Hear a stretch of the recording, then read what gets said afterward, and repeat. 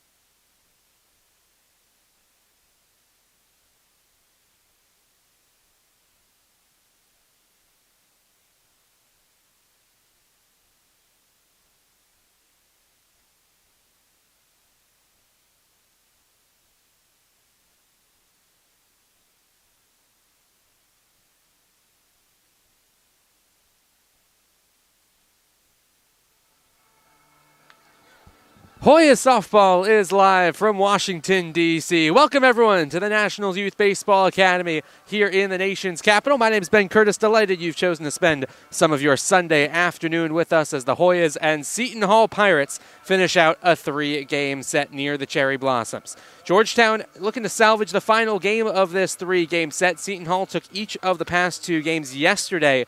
Seton Hall took down the Hoyas by the score of 7-5. Seton Hall and Georgetown each scored 3 runs in the first inning, but a 3-run 6th inning really did the damage for Seton Hall. Hoyas got 2 back in the bottom of the 6th inning, but it wasn't enough as the Hoyas fell 7-5, including leaving 12 runners on base. Hoyas going to have to be a little bit more efficient when they do get traffic on the base paths. Hoyas at 10-15 on the season, 1-4 now in Big East play. Seton Hall with an opportunity to get back to their heads above water in conference play. They're at 2-3 in the conference, looking for their first sweep of Big East play this year after they got swept by the Villanova Wildcats on the main line last weekend. Pirates 8-11 on the season, looking to climb back towards 500 overall. Taylor Hill is first up for Seton Hall as we are just about set for softball here in Washington, D.C. Taylor Hall, Kelsey Carr, Olivia Gilbert, the top third in the order.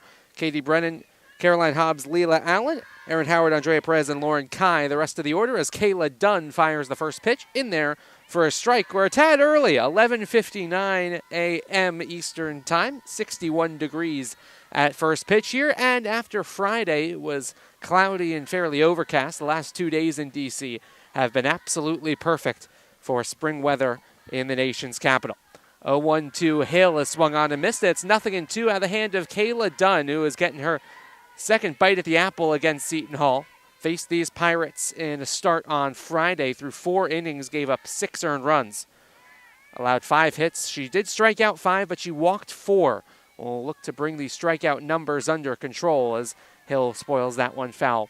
And it's 0-2. Overall this year, 3.77 ERA. for Dunn, the junior from Holly Springs, North Carolina.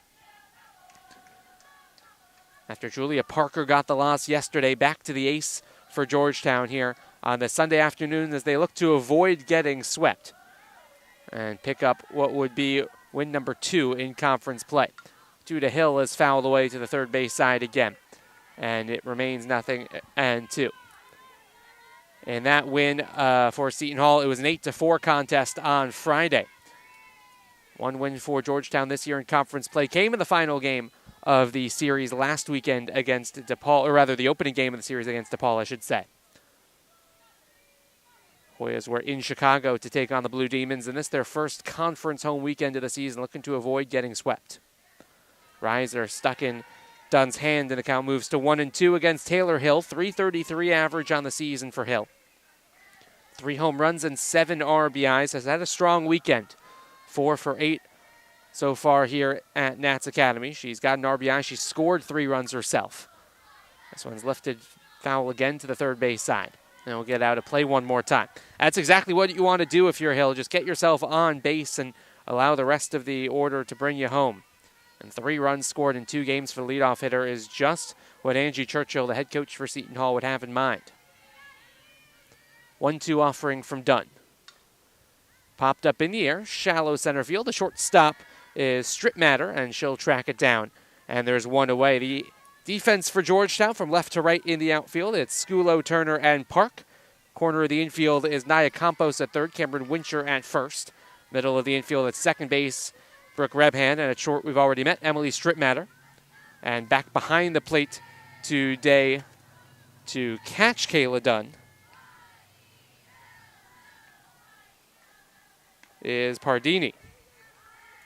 Pardini, the flex today for Georgetown. 1-0 offering, or 1-0 count now to Carr, I should say, after that one missed. To the Big East Pitcher of the Year a season ago. First team All-Region back in 2023 was Kelsey Carr. She's ahead in the count here on Dunn, 2-0. .264 average this season for Carr. 3 home runs, 14 RBIs, and she's had another big weekend as well. The top third in the order is really produced for Seton Hall in each of the first 2 games as Dunn quickly falls behind 3-0. This was something that Dunn really struggled with on Friday. She got behind too many Seton Hall batters, and when you work backwards in counts as much as you do against a team that won the Big East tournament a season ago and returns a lot of the players from last year, going to work yourself into as much trouble as Dunn did. See if Carr has the green light here, 3-0. She's taken a strike all the way, and it moves to 3-1. See how much is expected from Dunn today in the final game of this 3-game set. Has gone 7 or more innings 3 times already this year. 3-1 offering. Lifted in the air to right field. Park giving chase all the way back to the track. She looks up, it's gone. 4th home run of the season for Kelsey Carr, and just like that, Seton Hall strikes first. It's 1-0 Pirates. Kelsey Carr going the other way for RBI number 4 on the weekend. The Big East Pitcher of the Year last year has absolutely crushed the Hoyas all weekend long. And just like that, the Pirates score first yet again. Seton Hall has struck first in each of the 3 games this weekend. Scored 3 runs in the top half of the first inning yesterday in that 7-5 win. In the 8-4 win on Friday, Seton Hall scored 1 in the top of the 4th. Georgetown responded to take the lead in the bottom of the 4th.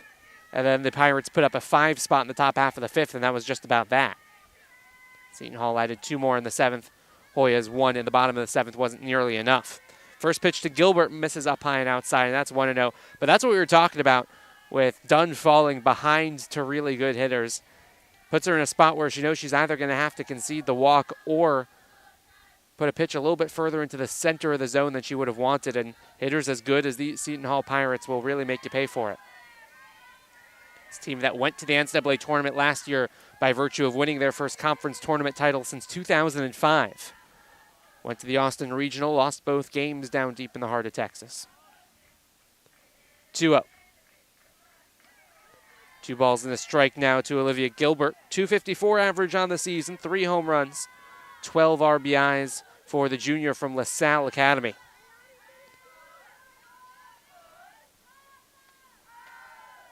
Had an 8-game hit streak broken on Friday, but got a knock yesterday looking to start another one of those hit streaks. That one misses outside, and Dunn falls behind again. 3 balls and a strike. Dunn will use the strikeout on occasion. She had 9 against DePaul. The pitcher on the other side of things for Seton Hall, Kyra Kruschner, is much less of a strikeout pitcher. We'll talk more about her when she's in the circle. This ball lifted in the air, much more shallow than Carr's. It's on the infield, and Campos is able to put it away. And it's the second out of the inning. It's worth noting that all 3 at-bats so far for Seton Hall have been resulting with a ball being put in the air, 2 pop-outs and the home run. With Dunn elevating the ball a little bit more here on this Sunday afternoon. We talk about how much it affects a pitcher to go through the batting order the second or third time. But we'll see how much it affects Dunn facing many of these hitters for the third or fourth or fifth time. First pitch is in there for a strike to Brennan. 4 innings of work for Dunn on Friday, and she really was pretty clean the first time through the order. Allowed just 2 base runners in that first time through the order, 1 through 9. So it's quickly 0-2 to Brennan. Just a single to Brennan and a walk to Leela Allen, and that was it for the Seton Hall offense the first time through the order. It looked like it was going to be a pitcher's duel between Dunn and Carr, and then all the offense came to play in the second half of the game. But Dunn with some options here, up 0-2 on the left fielder, Brennan. Slicing that one foul over towards the Seton Hall dugout. And it remains 0-2. Brennan hitting .309 on the campaign. 3 of her 13 RBIs here in 2024 have come here on this field this weekend. An RBI walk back in that big 5th inning for Seton Hall, where things just really got away from Georgetown. A couple of errors, a couple of miscues, and the Pirates took full advantage. This one laced down the left field line. It's going to stay foul, and we'll do it all over again.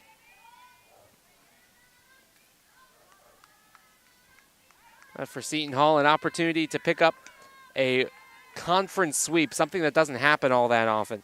And this team that was picked to finish 3rd in the Big East preseason poll after getting swept by Villanova, looking to scoop up wins in a hurry. That one runs upstairs, and it's ball and 2 strikes. Villanova picked to win the conference yet again. UConn picked to finish 2nd, DePaul 4th, Butler 5th, Creighton 6th. St. John's Red Storm 7th. Georgetown was picked to finish 2nd and last at 8th, and Providence picked to finish 9th and last. Another long at-bat here as Brennan's able to spoil that one foul.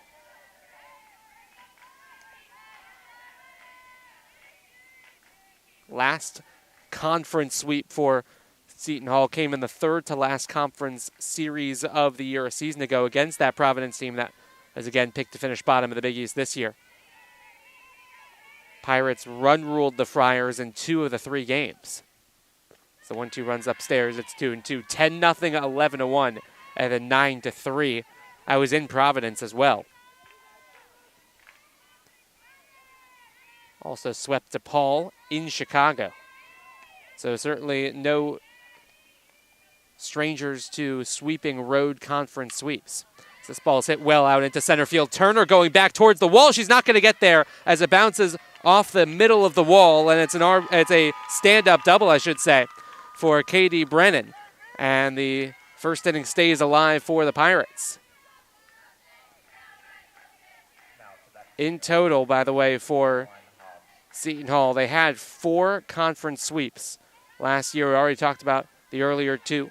Also swept Creighton on the road and St. John's at home. So 3 conference road sweeps a season ago for Seton Hall. Team that played really well on the road overall in 2023. They were 18-8 in true road games. Part of the reason why they went 42-18. And one of their best seasons in program history. First pitch to Hobbs, well up high and outside. It's 1-0. 8 RBIs on the campaign for Hobbs. Had 1 of them earlier this weekend. was at the center of an infield fly rule controversy back on Friday, in which Rebhan was unable to catch the ball, kind of fell in between Rebhan and the converging center and right fielders.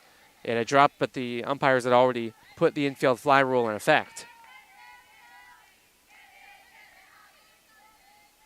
And again, Dunn falling behind on Hobbs here.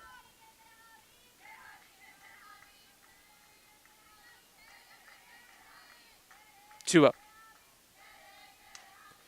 Popped up much higher than it is deep. Campos is under it, and she makes the catch to end the inning. All 3 outs recorded by infield pop-outs, but one that wasn't popped up in the air, a Kelsey Carr long home run to right center field, gives Seton Hall a 1-0 lead. We head to the bottom of the first inning. Georgetown going to the bats for the first time.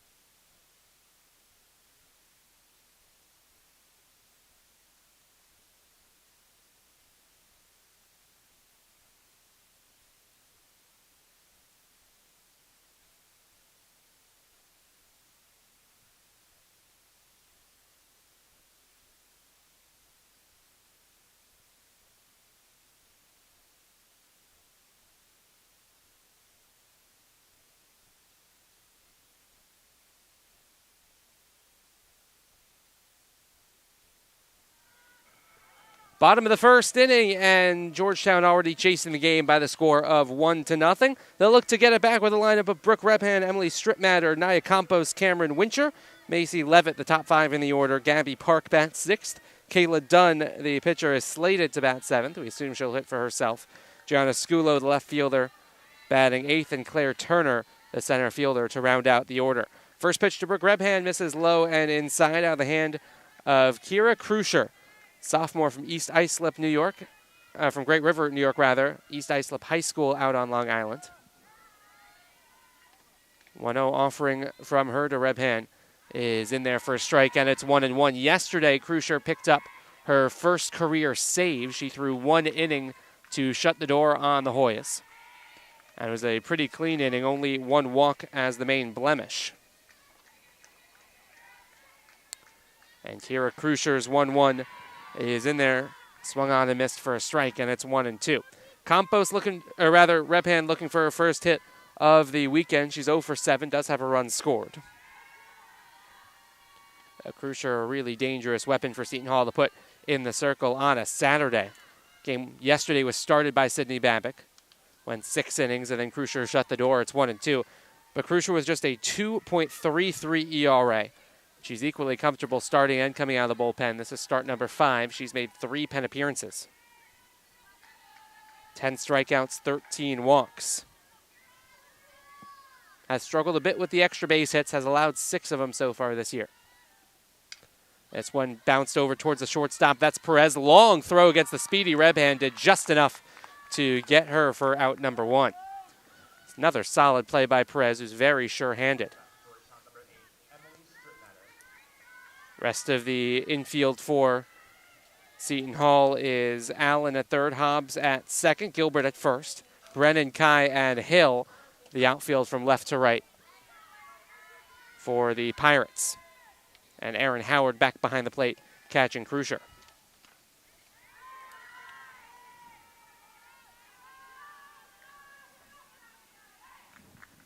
(1-0) Emily Stripmatter, hitting an even 200 this year.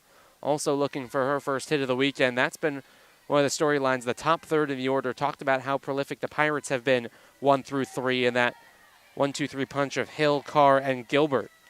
On the other side of things, Campos has been excellent, but Rebhan and Stripmatter just haven't gotten on enough to turn the singles into RBI singles and the doubles into RBI doubles. That one's in there for a strike, and it's 2-1 to the Georgetown shortstop.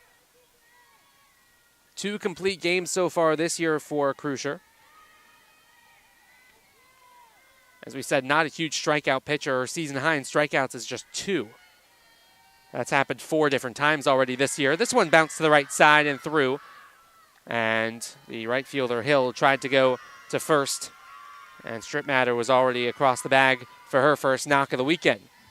Good piece of hitting going the other way for Emily Strittmatter. And Georgetown set up for Naya Campos, who has by far been the Hoyas' best hitter this campaign. .354 average, 5 home runs, 22 RBIs. 6th in the conference in batting average, 4th in the Big East in RBIs, 2nd in the Big East in slugging this year. Which is why it's been so important that the top of the order gets on base for Campos. She swings through the first pitch fastball, and it's 0-1.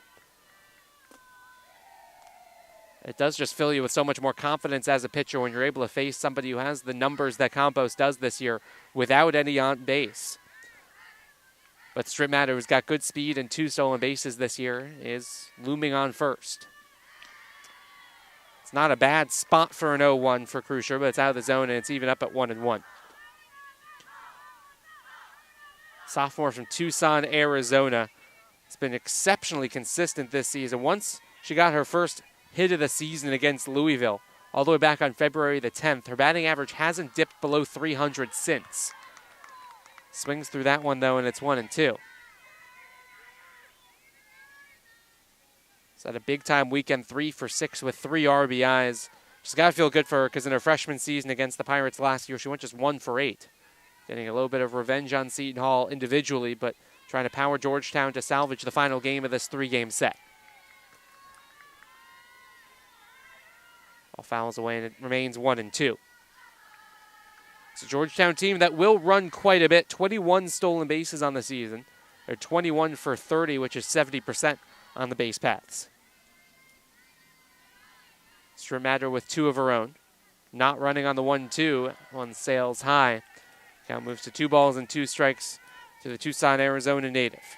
Hit just 139 last year. It's made a huge jump from freshman to sophomore season. She slugged just 208 a season ago. More than doubling up her numbers from a freshman campaign to her sophomore year. 2-2 lifted out towards left center field. Going after it is Brennan. She's only able to knock it down. Going first to third is Strittmatter, and Campos pulling into second. And just like that, Georgetown set up with 2 in scoring position here in the bottom half of the first. It was a great effort from Brennan out in left center field. Full extension. And crucially, she was able to knock it down because if that ball gets past her, Strittmatter probably scores the tying run. But she was just able to trap it with her glove. And by the time Brennan and Kai got to it, Strittmatter was standing on third and Campos was striding into second. So Georgetown set up just like that with 2 in scoring position for Cameron Wincher, who's got 14 RBIs this year. In case you're just joining us, Seton Hall up 1-0 on a Kelsey Carr solo home run at the top of the first. But one of the issues for Georgetown yesterday was they just did not capitalize on their chances at all. 12 runners left on base for the Hoyas one day ago, and that's simply not going to cut it against a team as good as Seton Hall. Now they have a couple more chances here in the bottom half of the first. First pitch runs inside to Wincher. 1 ball and no strikes to the Georgetown first baseman. 3 for 5 this year. She scored, or this weekend rather, she scored a pair of runs. 274 average overall this year. 2-0. First base is open, but Macy Levitt, who had a huge day yesterday, is looming in the on-deck circle. I don't think that the Pirates will want to face her with the bases juiced. So expect for Wincher to get a pitch to hit here. On this 2-0. It was up high and out of the zone, missed her spot, and it's 3 balls and no strikes. Gabby Park after Levitt in the order as Georgetown looks to respond. After Seton Hall scored 3 in the first inning yesterday, Georgetown with 3 of their own in the bottom half of the first. And that one is on the inside edge. Wincher was already on her way down to first. Home plate umpire calls her back, and it's 3 balls and 1 strike. Matt Perpero is our home plate umpire. Dave Mattern is on the first base side. And Michael Binder is the third base side umpire today. 3-1. Bounce to the third base side. It's foul, and the count runs full.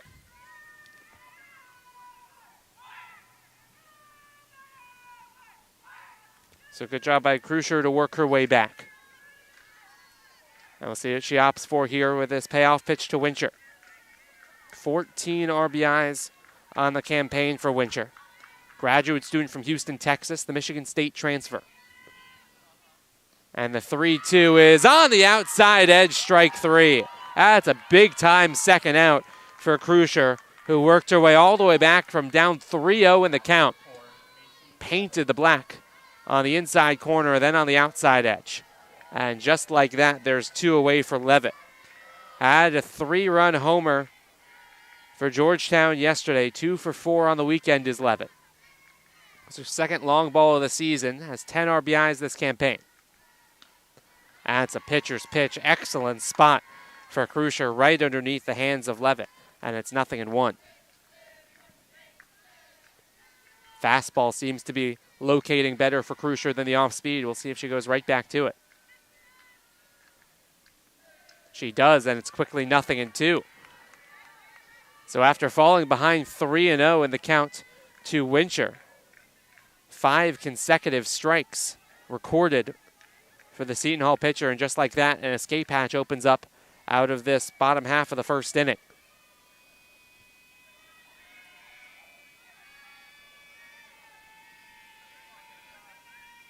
The 0-2. Swung on and missed. Back-to-back strikeouts for Krusher as she works her way into and then back out of a jam. And at the bottom of the first inning, the Hoyas leave 2 in scoring position. We're through 1 inning of play here in Washington, D.C. The score is Seton Hall 1, Georgetown 0. We'll be right back.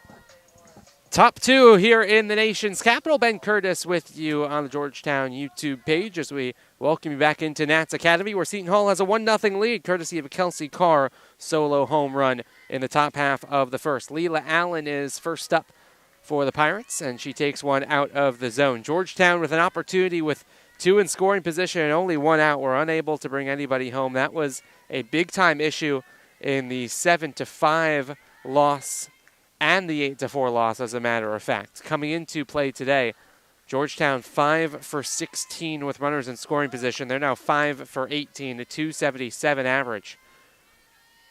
Seton Hall 333 average with runners in scoring position. Coming into the start of business today, they were 8 for 24. They're now 8 for 25 after Brennan was stranded on second, with Hobbs popping out to end the top half of the first. 2 balls and a strike now to Allen. 237 average this season for Allen. 6 RBIs on the campaign as well.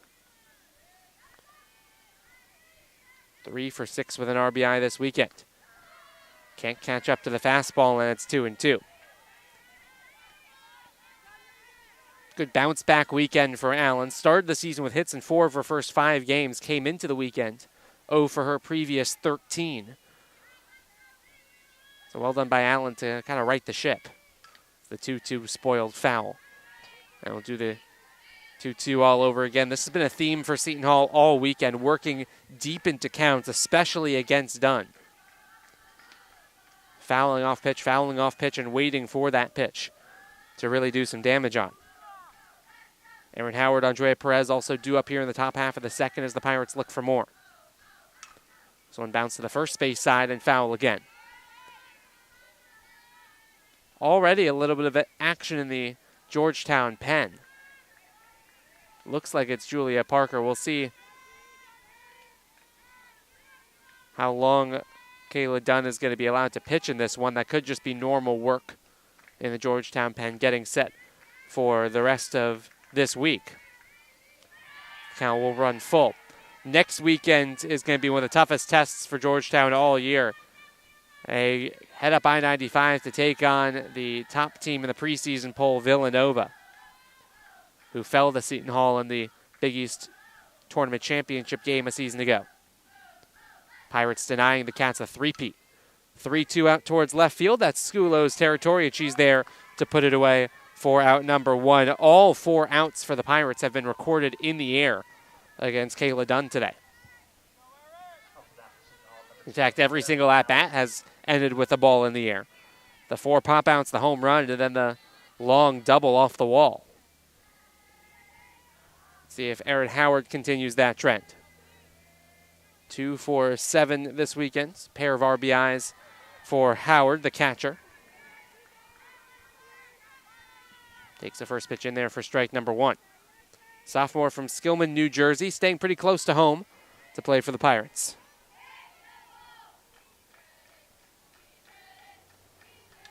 And she's quickly behind 0-2. Heads up over on the baseball field. Howard, unsurprisingly, seeing a big jump in playing time from freshman to sophomore season. That's often how it goes, especially for catchers. 14 games started a season ago. She only played in 20 games. She's nearing that plateau already. Had 1 Big East Freshman of the Week nod a season ago. They said a local product from Montgomery High School, where she was 2-time All-State. Montgomery High, just about an hour away from Seton Hall's campus. A little bit under, depending on the time of day at the very least. The 0-2 popped up in the air again. This is shallow right field. Park is jogging under it, and she makes the catch. And that's the second out of the inning. Chance for a real bounce-back frame for Kayla Dunn. After you give up the home run in the first inning, the offense comes to life for you in the bottom half of the first, but can't bring anybody home. Chance for a shutdown inning against the bottom part of the Pirates' order. Give your bats a chance to go right back to work. Standing in her way, though, the sophomore from California, Andrea Perez. Foul tipped into the glove, couldn't quite catch up with the fastball. And it's 0-1 to Perez. Strong weekend for her. We've already talked about the defense that she's able to provide the Pirates, but she's 4 for 8 at the plate as well. It's been a really good weekend for her overall. Has made a number of plays at shortstop that have really impacted things. Behind here, 0-2, though. Back-to-back 2-hit days for Perez, who coming into the weekend only had 1 2-hit day the entire rest of the season. That came in just the second game of the campaign against Louisville. Done ahead of her, though, 0-2. Did she hold up her swing? Yes, she did, and it's 1-2. Good plate discipline by Andrea Perez to keep the at-bat alive. .962 fielding percentage, though, for Perez. That's towards the top of the Big East. And in general, the Pirates have fielded very well so far this year, second in the conference in fielding percentage. She slices that one towards the right side. It will drop foul, and we'll do it all over again. 2 of those 3 errors that Perez has had this year came in back-to-back games. February the 25th and March the 1st against Utah Valley and North Dakota. But other than that, she has been excellent so far this year with the glove, and now starting to get the bat going as well. Count moves to 2-2, and for Seton Hall, that would be a real nice bonus towards the bottom of the order if Perez is able to continue the pace with the bat that she's got so far this weekend.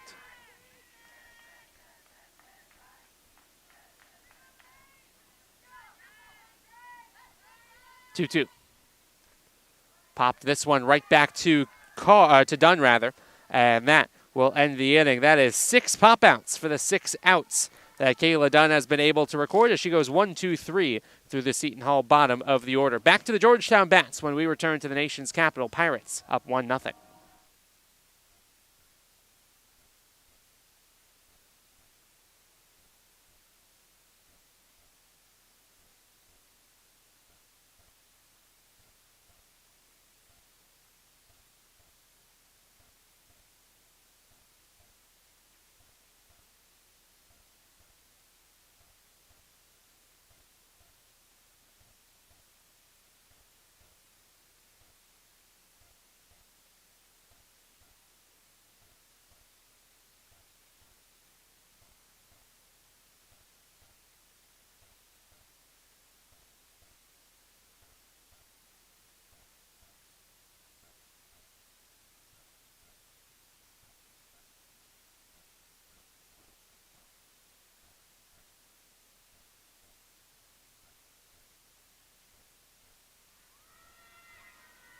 Six, seven, eight due up for Georgetown here in the bottom half of the second inning. Hoyas trying to get to 2 and 3 in conference play. Villanova way above the rest of the pack at 5-0 already in conference play. We'll talk more about the rest of the conference and what they're doing today a little bit later on. Still 2 unbeatens in the Big East so far this year. Villanova's at 5-0. UConn is playing their first conference series of the season rather. They're 2-0 in the Big East so far this year. Creighton 2-1, and then there's a whole bunch in the middle of the pack with a couple of wins and a couple of losses. 1-1 to Gabby Park, looking for her first hit of the weekend. She's 0 for 4 with an RBI against the Pirates here in 2024. 344 average this year, though. That's towards the top of the Big East.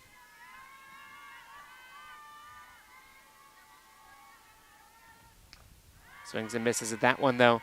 And it is 1-2. 11th in the conference, to be precise, for Park. So Hoyas have 2 of the top 11 in the conference in batting average between Park and Campos. One runs upstairs, and Park evens the count at 2 balls and 2 strikes.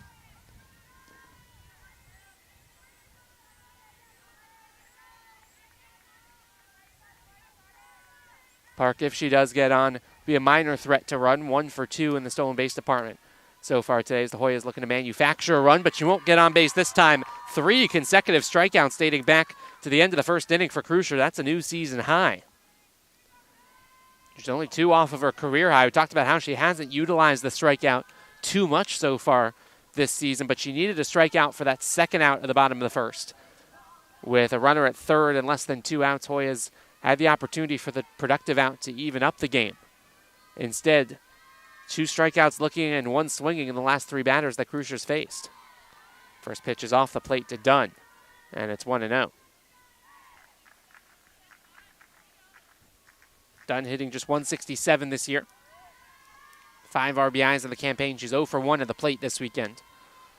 But in the circle as well for the Hoyas, and an opportunity to help herself. Quickly, the count evens up at 1-1, though.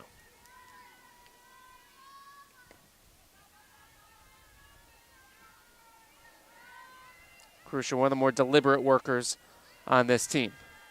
13 appearances and 6 starts last season for the Pirates. Had a 3.30 ERA.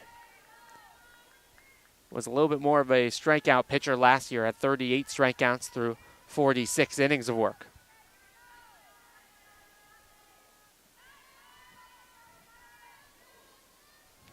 As a 2-1 here against her counterpart Dunn, and that one runs up high and misses 3 balls and a strike. Crucier last year faced Georgetown once in what was the 1 game of that 3-game set that Georgetown won, a 10-1 drubbing. Only through 2 2/3 innings did Crucier that day.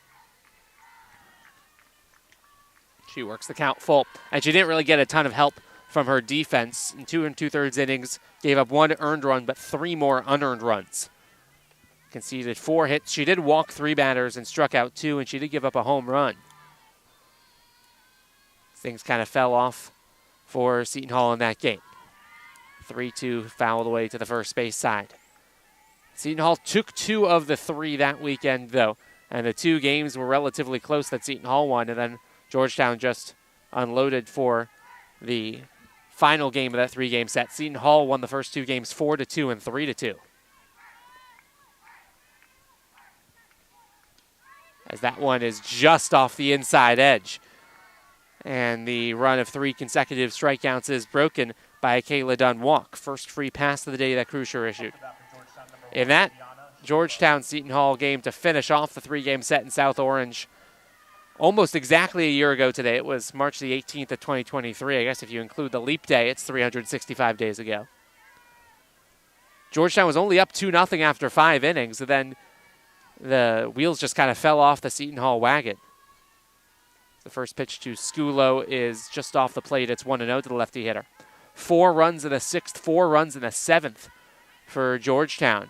And all of a sudden, a 2-0 game became a 6-0 and then a 10-0 game. Seton Hall got a consolation run in the bottom half of the 7th. Nearly the same spot, but that one caught a piece of the plate. And it's 1-1.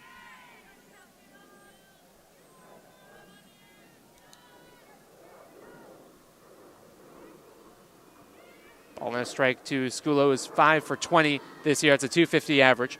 One of the highlights of that big 6th inning in that Georgetown win last year was a home run from Cameron Kondo, who was the big piece that Georgetown's trying to place offensively from last year to this. She was second in the Big East in home runs a season ago with 13. And fouled away, and the count even up at 2-2. 9th in the conference in RBIs with 37. She was 6th in the conference in OPS a season ago. Over 1,100. And Georgetown trying to figure out how to replace somebody whose name is littered all up and down the Hoyas offensive record books. 2-2 to Sculo. Swung on and missed. 4 strikeouts in the last 5 batters for Crucier. And just like that, there's 2 gone here in the bottom half of the 2nd. And Crucier only 1 off of a career high in strikeouts. Struck out 5 different batters 4 times back in 2023. And she'll face the number 9 hitter in Turner. Turner's had a solid weekend, 2 for 4. She's also walked twice. Really good wraparound hitter in the 9 spot because she gets on base a lot, and when she does, she's often a threat to run. 9 stolen bases for Turner. That's the 4th most in the conference. But on first base right now is Dunn, much less of a threat to run, especially in days she's in the circle. And this one's bounced right back up the middle. Crucier stabs at it, is able to corral it and throw out Turner by a step and a half. Crucier works around the 1-out walk. Hoyas are through the order 1 time without a run. We head to the top half of inning number 3 here in the nation's capital. It's Seton Hall 1, Georgetown 0.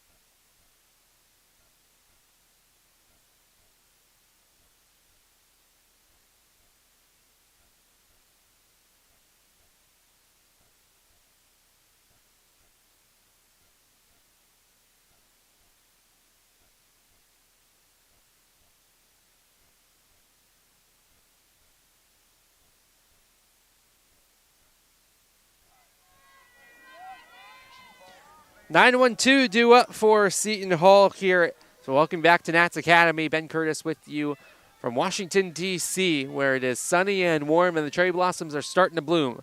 And Georgetown looking for its first home conference win of 2024. Lauren Kai, though, another really good wraparound hitter for Seton Hall in the 9 spot. With a .417 average in what is a pretty small sample size. She's 10 for 24 this year. does have 2 home runs and 5 RBIs, one of those coming earlier on this weekend. Had a triple to lead off that big 5th inning for Seton Hall on Friday, in which the Pirates scored 5 to retake the lead and would ultimately be an insurmountable deficit for Georgetown to catch up to. Dunn quickly behind her in the count 2-0, and she'll step back to, looks like, retie the shoe. Kai 3 for 5 overall this weekend. Junior from Pittsburgh, Pennsylvania. Getting her first crack of the Hoyas in her career. Didn't play against Georgetown at all in 2023 or 2022 for that matter. Now Dunn set for the 2-0. Or is she? Well, first Kai will step back out, and we'll reset things one more time.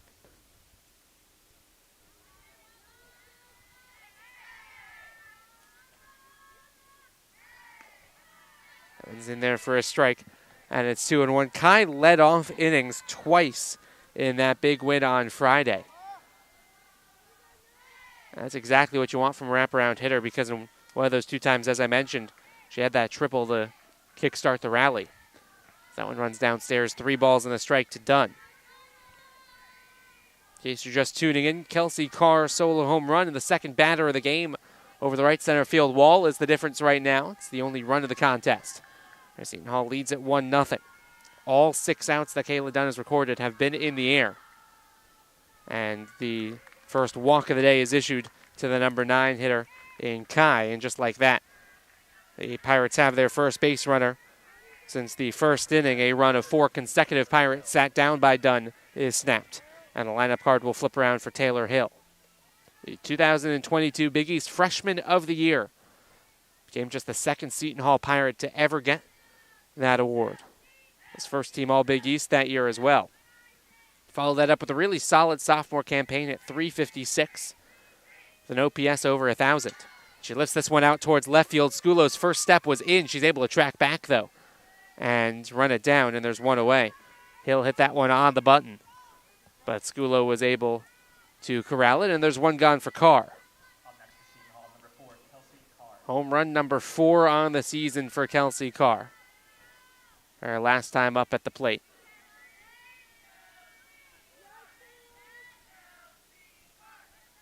Moves her into a tie for 9th in the conference. First pitch in there for a strike on the off-speed. Kai bluffed as if she was going to run, and then pulled back. This is not a Seton Hall team that will run very much at all. Just 6 stolen bases in 2024.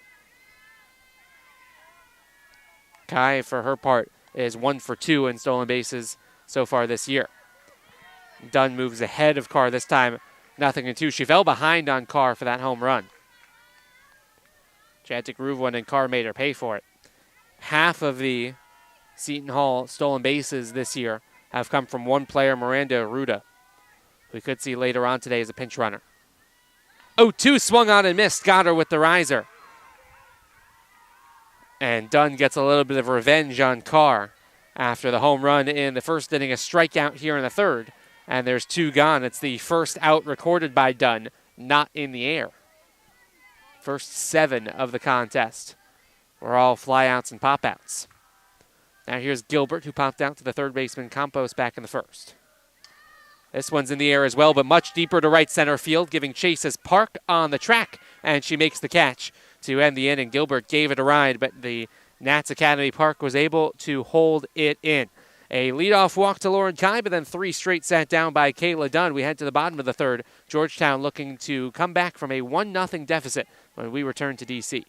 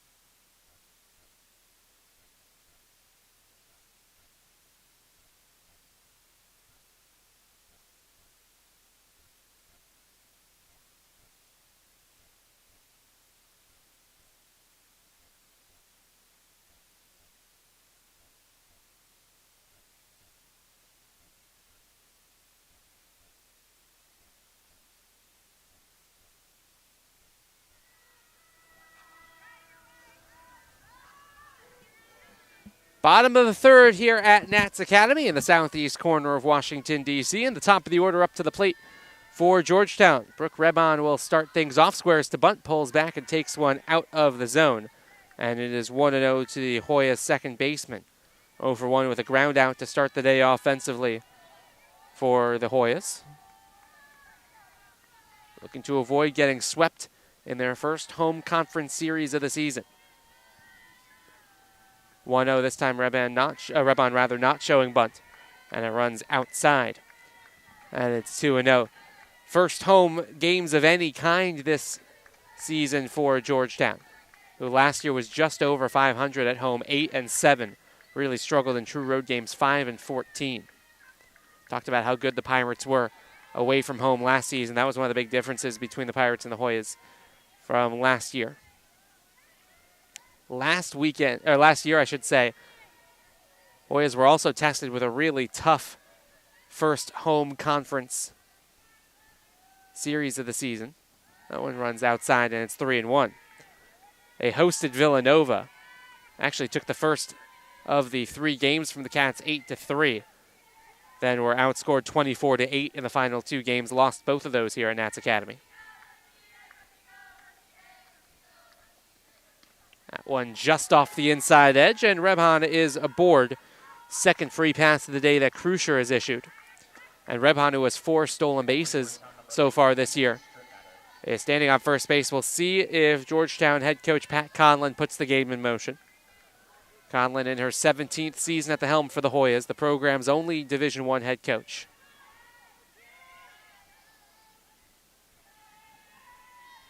Strip matter 1-for-1 with a single back in the first. Takes the first pitch on the inside corner. It's 0-1. Conlon, previously an assistant head coach at North Carolina State, who's been in the news athletically this weekend for things that they've done here in D.C. Winning the men's basketball championship just up the road at Capital One Arena. 0-1 this time. Strip matter does square to bunt. Drops down a great bunt. Throw to first base is in time. Going to third base is Rebon, and she's in there safely. Tremendous base running by Brooke Rebon, who never stopped as soon as the throw went across the diamond to first base. Rebon kept on running and got herself to third. It was a perfectly placed bunt by Strip matter. The only play was ever going to be at first. And with Campos awaiting on deck, Seton Hall's going to have a conversation in the circle now from the entire infield on how to attack Campos. It's 1-for-1 with a double already today. Already talked about how good she's been all year. 4th in the conference in RBIs with 22 of them. And an opportunity to get another one here. Leading the conference in RBIs, incidentally, is London Jared from St. John's, who has 30 RBIs already this season.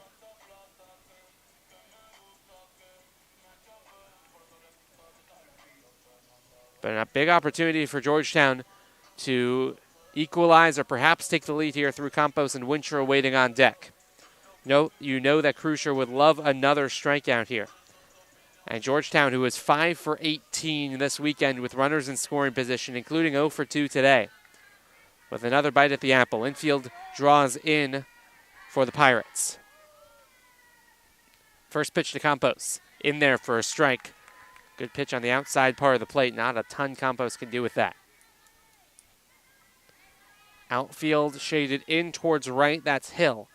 Center fielder Kai and left fielder Brennan are fairly far back. They would concede the sacrifice fly. 0-2. That ball tipped into the glove of Howard.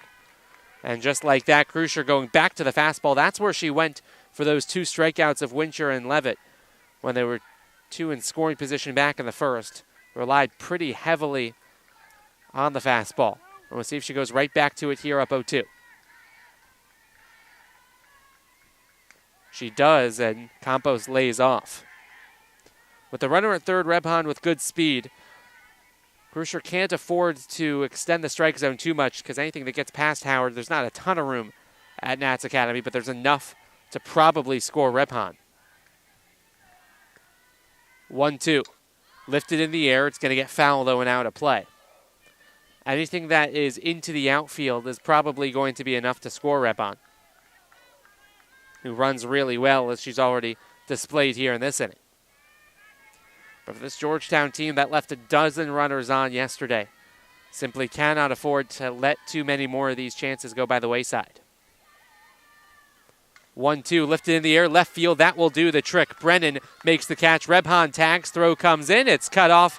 Actually let it run all the way through to home plate, but nowhere near in time. Sacrifice fly for Nia Campos, getting her 23rd RBI of the season. And the tremendous base running for Rebhan and the small ball for Georgetown ties this game up at 1. That's exactly what the top third of the order is supposed to do for Georgetown. Rebhan walked. Strip matter with the bunt, and Rebhan went all the way to third on the play. And then Campos with the sacrifice fly as Georgetown scores a run without getting a hit. And the first pitch to Wincher runs outside. It's 1-0. Still the 2 hits for Georgetown, all coming in that first inning. 1 run on 2 hits and no errors for either side. And the 1-0 offering from Krusher is fouled back to the backstop. And it's 1-1. Macy Levitt awaiting on deck. Both Wincher and Levitt struck out. Those were the 2 big strikeouts for Krusher to get out of the first inning jam. But the really good base running and situational play for Georgetown here in the third has been enough to equalize. And the other side of things, Kayla Dunn has really settled down for Georgetown in the circle. 2 balls and a strike. Dunn's retired 7 of the last 8 Pirates that she's faced, with that solo home run really being the lone blemish. All of a sudden, the Hoyas with a little bit of momentum. 2-1 to Wincher, way out of the zone, 3 balls and a strike.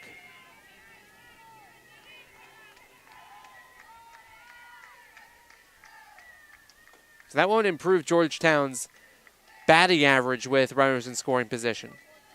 But it does mean that they convert that run, and that's really all that matters.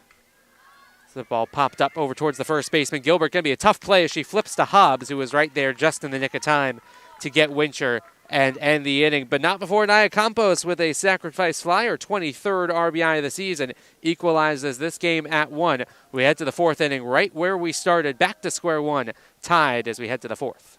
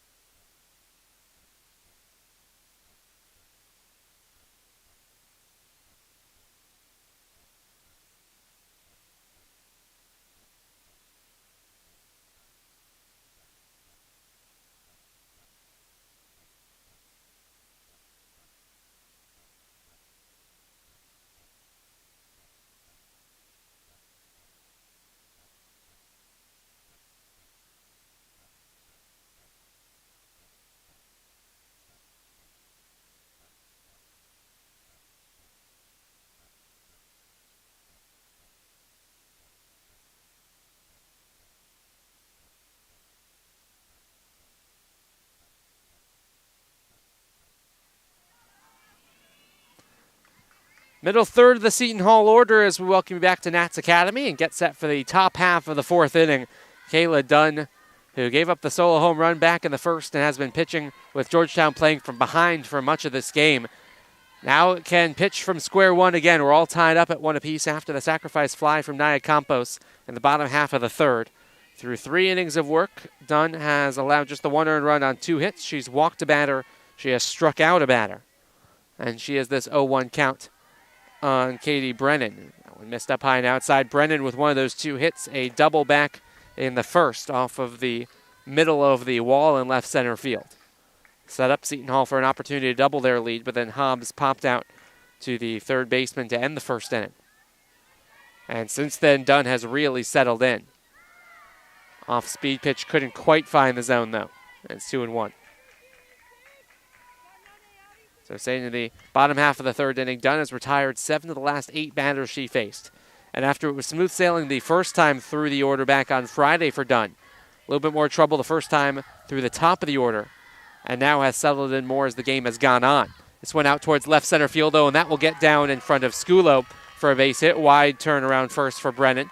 She'll stop there, and a strong day for the Seton Hall left fielder, a single and a double already. And just like that, the Pirates set up here in the top half of inning number 4.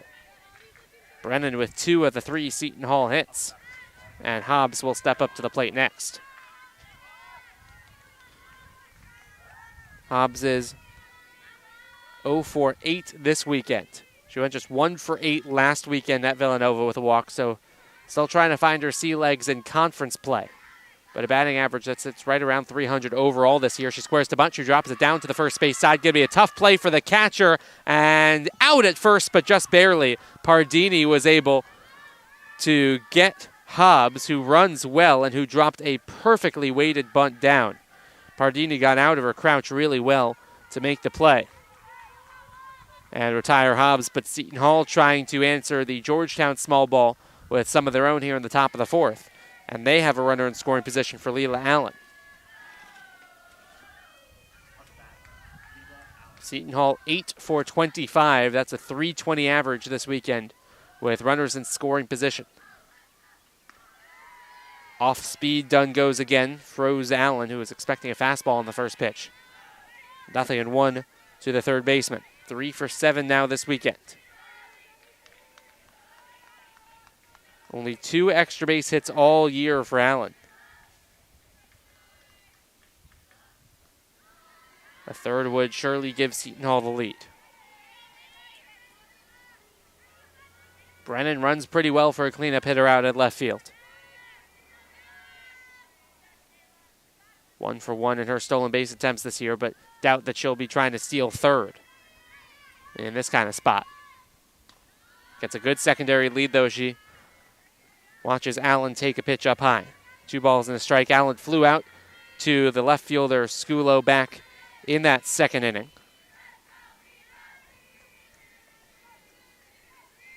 Part of a time in which the first 9 outs that Dunn recorded, 8 of them were in the air, then the 1 strikeout. That bunt was the first ball that was, or the first out rather, that was recorded on the ground. And it was intentional by Hobbs. There hasn't been a real true ground out yet so far today for Seton Hall. A 3-1 count here to Allen. When on the inside edge, that's a perfect spot for Dunn. And the count runs full.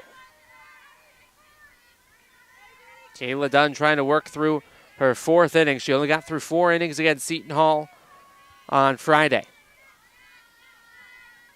Through 3 1/3 here on the payoff pitch.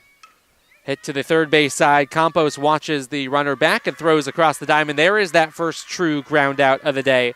And it's a big out to get done. An escape hatch out of the 4th with Aaron Howard coming up to the plate next. Howard popped out to Park back in the 2nd inning, the right fielder. Seton Hall trying to avoid leaving another runner on. They have so far left only 2 on today. Georgetown's left 3 on. Pirates themselves left 7 runners on base yesterday. We talked about the Hoyas and the dozen that they left stranded. And Dunn starts out ahead of Howard with a strike. It's 0-1. But neither team has capitalized on all of the opportunities that they've had so far this weekend. Pirates had 10 hits. Yesterday, Georgetown with 7. And Dunn calls for time on the rubber.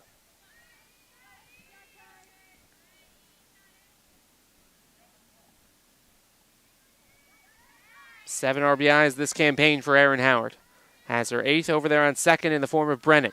Now he runs upstairs, a ball and a strike.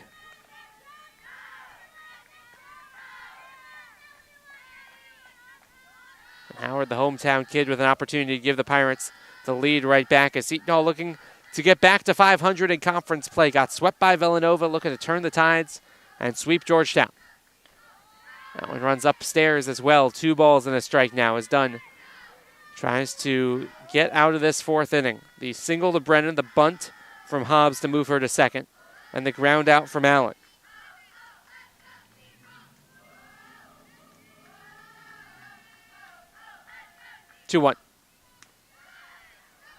just off the inside edge. It popped out of the glove of Pardini as well, and usually the pitcher and catcher lose the benefit of the doubt when the catcher is unable to hold on to the ball. It was probably going to be a ball anyways. But any doubt was kind of removed when Pardini couldn't secure it cleanly. So Howard way ahead in the count 3-1, and she walks. It's the second walk of the day that Dunn has issued. And now there's 2 on and 2 out for Perez, who's been one of the hotter hitters for Seton Hall this weekend.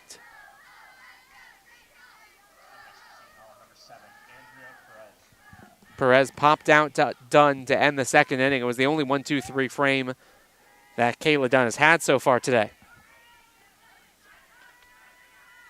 Only other one that she's had all weekend was the first inning against the Pirates on Friday. That one runs upstairs as well, as Dunn losing command of the zone a bit. Nobody up in the Georgetown pen, though, or the Seton Hall bullpen for that matter.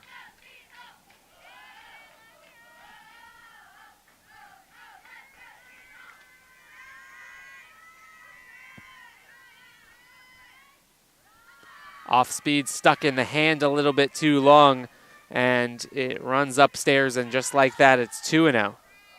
And Naya Campos going to go have a word with her pitcher to try to settle things down and allow Dunn to kind of reset things and find the zone.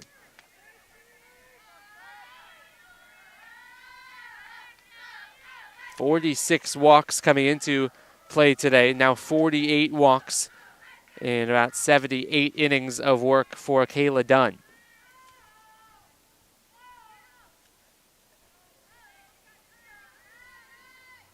This one right back to Dunn, and she stabs at it and catches it on the fly. What reaction by Kayla Dunn on a ball that was smoked right back up the middle, and with 2 outs probably would have scored Katie Brennan. But instead, it's the 3rd out of the 4th inning, and we remain tied at 1. Halfway home in D.C., Georgetown back to the bats, looking for their first lead of the day when we come back.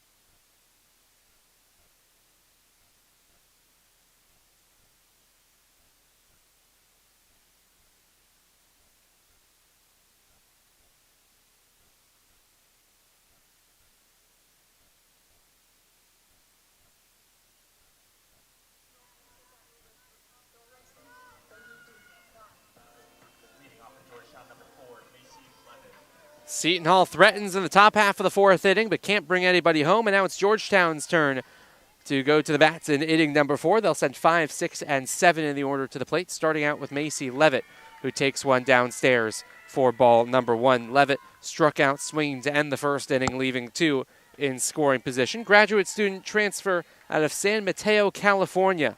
Started her career at Cornell, where she played for 4 years. 91 games started for the Big Red, 22 career RBIs before coming down to D.C., and she's ahead of the count here, 2-0. Riding a 6-game hit streak is Macy Levitt. She takes the first pitch in there for a strike. Big-time recruit out of Cornell, the San Francisco Regional Player of the Year as a senior in high school. Designated player today, is good with the glove as well, though. Was in high school named in different times in her high school career, rather, both her team's offensive and defensive players of the year. Over the course of her high school career, the count moves to 3-1. Krusher behind in the count on Levitt, and she walks Levitt. 3rd walk of the day that Krusher issues. The 2nd was to Rebhan. Up next for who advanced to third on a bunt and came home to score on the Nia Campos sacrifice fly, and that's been the offense today for Georgetown. Here's Gabby Park. Also struck out looking back in the second inning. In case you're just joining us, Kira Krusher's already set a new season high in strikeouts. She's doubled up on her previous season high. And the first pitch, a fastball in there for a strike. Whenever Krusher needs a strike, it looks like she's going back to that fastball as Kelsey Carr starting to get loose in the Seton Hall pen. Last year's Big East Pitcher of the Year is warming up down the right field line. This one fouled right back to the backstop. Unable to catch up to the fastball was Park, and it's 0-2. So now that sets up all sorts of options for you if you're Krusher. You know that Park is going to have to be thinking fastball because you've just located two fastballs very well. Or do you try to blow another one past her, or do you go to the off speed? With Levitt off of first, the 0-2 to Gabby Park. She went right back to the well on the heater, and Park did just enough to tip it right back to the screen.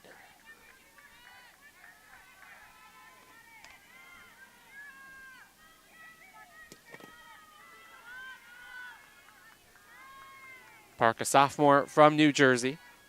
Franklin Lakes, New Jersey, in North Jersey, not too far from Seton Hall. And she can't catch up to the fastball that time. And it's strikeout number 5 for Kira Krusher. She's tied her career high. So now here's Dunn, the Georgetown pitcher, with an opportunity to give herself and her team the lead.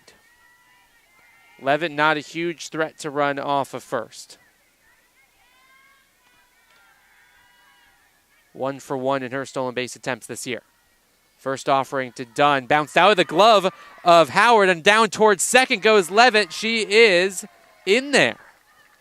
Great read by Levitt. As soon as the ball popped out of the glove of Howard, she was on the move. And now another runner in scoring position for Georgetown. These two teams have combined 0 for 5 with runners in scoring position today, but that doesn't include Campos' sacrifice fly. That one downstairs, maybe a little bit inside as well, and just like that, the count 2-0 to Dunn. Levitt getting big secondary leads, recognizing that anything down into the outfield, she'll have a chance to score at. 2-0, lifted in the air towards right field. Hill moving over into foul ground, slide, and can't come up with the catch. It wasn't foul ground, though, so it'll just be a strike, and it's 2-1. It's not the worst thing in the world that Hill can't come up with that, because if she catches it, Levitt's probably standing on third, although it would have been the second out of the inning. Instead, it's a 2-1 with Levitt still on second.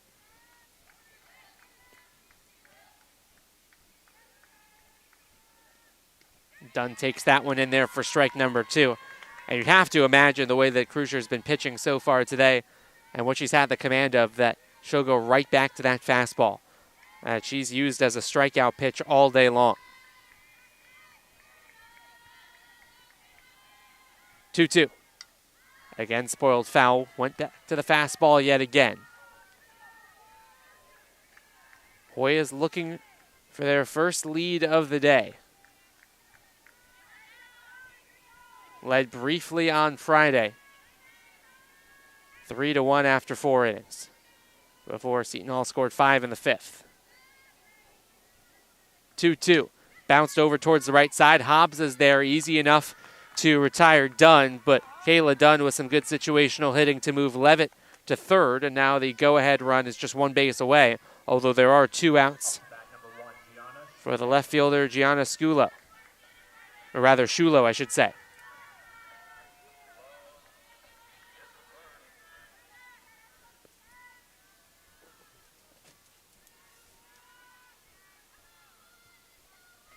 First offering to the lefty hitter is another fastball that misses up high and outside. It's 1-0.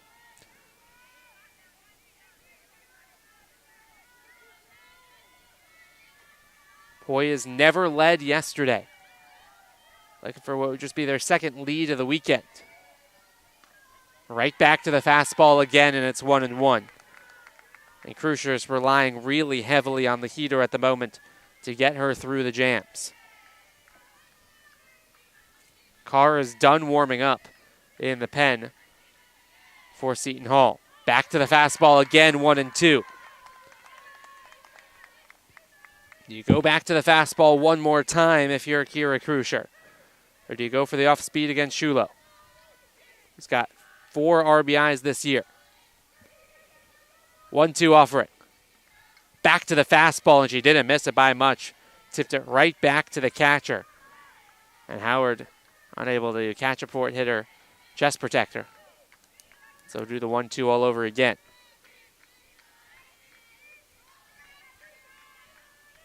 Georgetown without a 2-out hit yet so far today either. 1-2. Just missed her spot. And I mean just. Brennan, the left fielder just out of your picture, took a step or two towards the dugout, thinking that might have been strike 3. In the 7-5 loss yesterday, Georgetown with 2 outs was 3 for 10. And the 2-2 poked foul to the third base side. Count stays right where it is.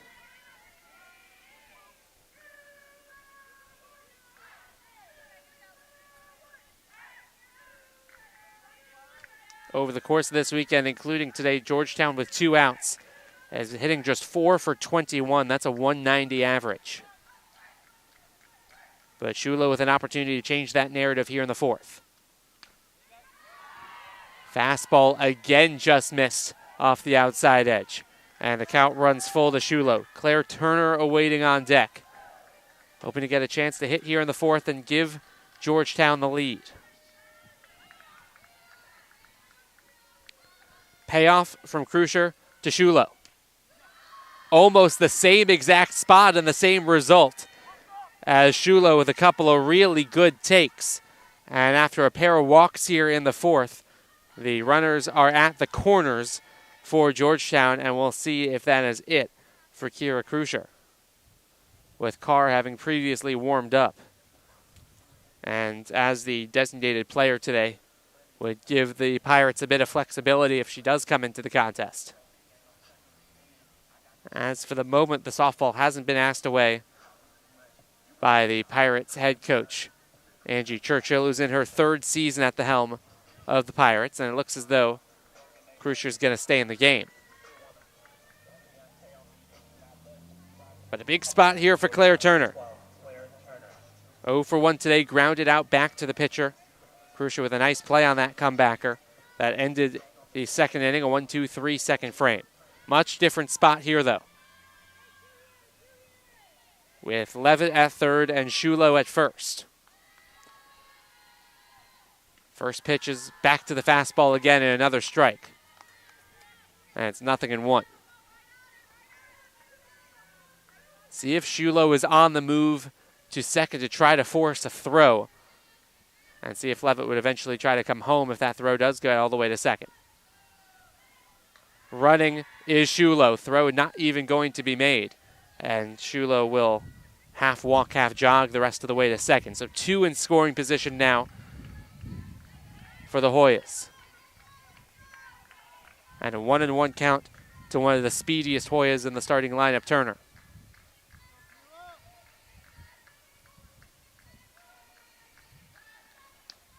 That one runs up high and outside.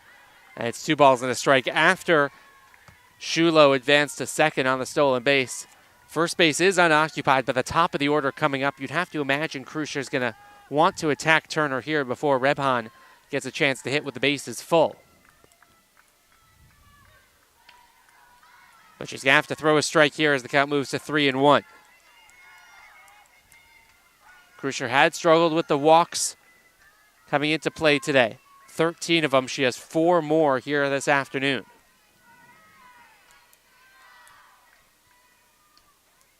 That one's in there for a strike. Not too dissimilar of a spot to where Shulo walked. But now Krusher just 1 pitch away. with Shula off of second and Levitt off of third. The payoff pitch to Turner is hit in the air into shallow left field. Diving after is Perez. She can't get there. 1 run's going to score. 2 runs are going to score. 2 RBI single for Turner, who dives back in safely to first. RBIs number 11 and 12 on the season for the Georgetown center fielder. And just like that, the Hoyas take the lead 3-1. Ball was hit off of the end of the bat for Turner. Perez had a chance at it, but she dove after it and just couldn't come up with it. And actually, it kind of helped out Shula at second that the ball wasn't hit all that hard, because by the time it got to Brennan out in left field, Shula was already around third and coming home to score. And the Hoyas have stormed back to take a 3-1 lead. 1 run in the third, 2 more here in the fourth. And Krusher will now have to attack the top of the order. And we'll see if Turner's on the move. 9 stolen bases, 4th in the conference. And Georgetown with a little bit of the momentum now.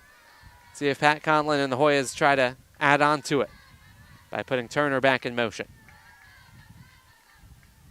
Not running on the first pitch, although she did bluff, and it's 0-1 to the Georgetown second baseman.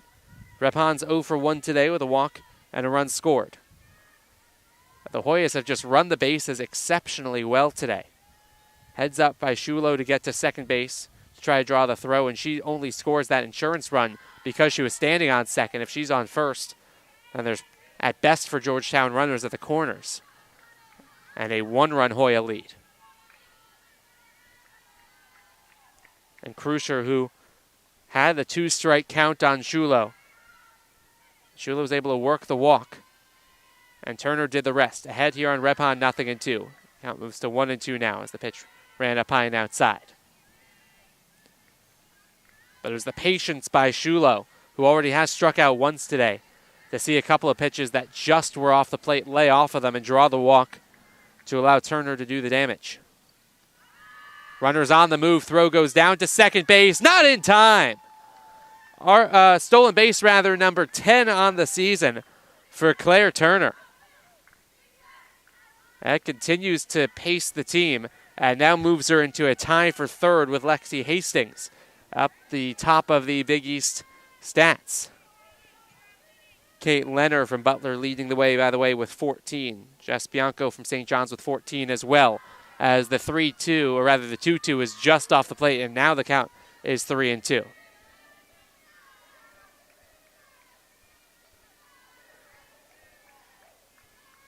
Repon already with 1 walk today, looking to get on base again with Turner in scoring position and 2 outs. The 3-2 well out of the zone, and it is yet another walk for Krusher. That's number 5 on the day and 3rd in the inning. And Stripmatter with a chance with 2 on and 2 out. The first 2-out hit of the day for Georgetown was a big one, with Claire Turner's 2 RBI single. And now Stripmatter with a chance for more. Fastball just off the plate a little bit high and inside to the Hoyas shortstop. So 1 for 2 today, singled back in the first, had that bunt back in the third that allowed Rebon to get to third and score on the sacrifice fly. 1-1 now. Stripmatter, you'd have to imagine, is going to have to see strikes, because on deck is the most dangerous hitter in the Hoyas order, Naya Campos. And the last thing that Seton Hall wants is to see her up with the bases loaded. And again, Krusher 1 pitch away from getting out of this 4th inning as the count moves to 1-2.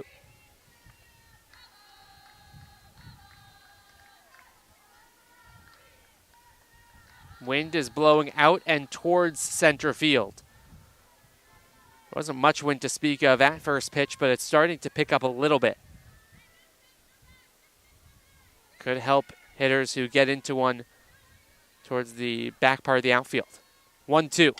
Bounced out towards the second baseman. That's the first baseman who goes after it. Flips over to second. Hobbs is there to end the inning. Nice play between Gilbert and Hobbs to retire Stripmatter and get out of the rest of the jam. But the damage is done. A Claire Turner 2 RBI single.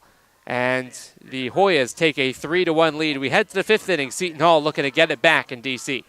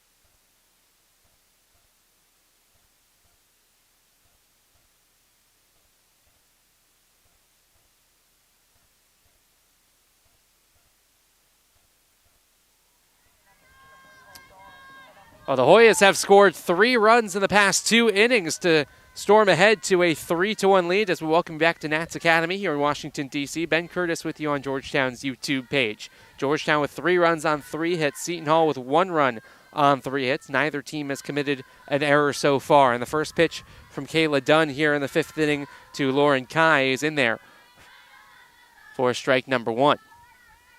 Kai walked back in the 3rd inning, was the only Pirate to reach in that frame. And Dunn, who went 4 innings plus on Friday without recording it out in the 5th, looking to surpass her innings total from that day.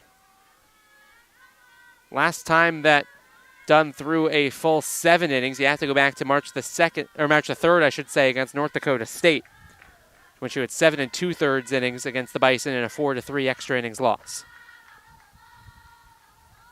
1-1 breaking ball runs downstairs, and it's 2 balls and a strike to Kai, who's now 11 for 25 on the season, a 440 average. Pretty small sample size at this stage of the year, but a really bright start to 2024 for Kai. She's ahead in the count here, 3 balls and a strike. Pittsburgh native who walked back already once in the 3rd, as I was saying. An opportunity to start a Seton Hall rally here in the 5th, and it was that 5th inning that really sank the Hoyas on Friday. Similarly, they had a 3-1 lead coming into that inning, but 5 Pirate runs in that 5th inning were enough to give them the lead, and Kai starts out the 5th inning by getting herself on base. Pirates fans will hope it's not coincidence that that 5th inning on Friday was also started out with a Lauren Kai at bat. She tripled to start off that frame. But that will flip the lineup card around for Taylor Hill. Talked about how good the top third of the order has been for the Pirates coming into play today. They're 1 for 6 so far this afternoon. Dunn's done just enough to hold them at bay, but that one was notable. It was the Kelsey Carr solo home run. That's been the only run of the day for the Pirates in the top of the 1st. 2 outs recorded in the air for Hill. Pop out back in the 1st, fly out to Shulo back in the 3rd.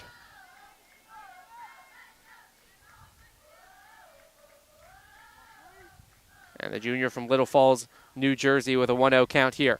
2-0 now. Good block initially from Pardini, and she did just enough to hold Kai at first. Well done by Pardini, just to knock it down to slide from her left to her right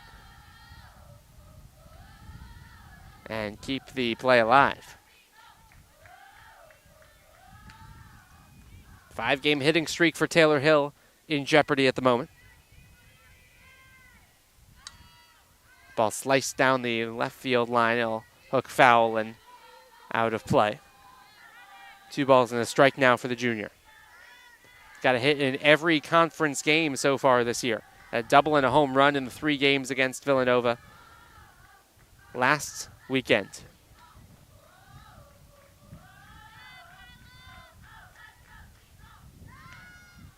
That one just missed in the count. 3 balls and a strike.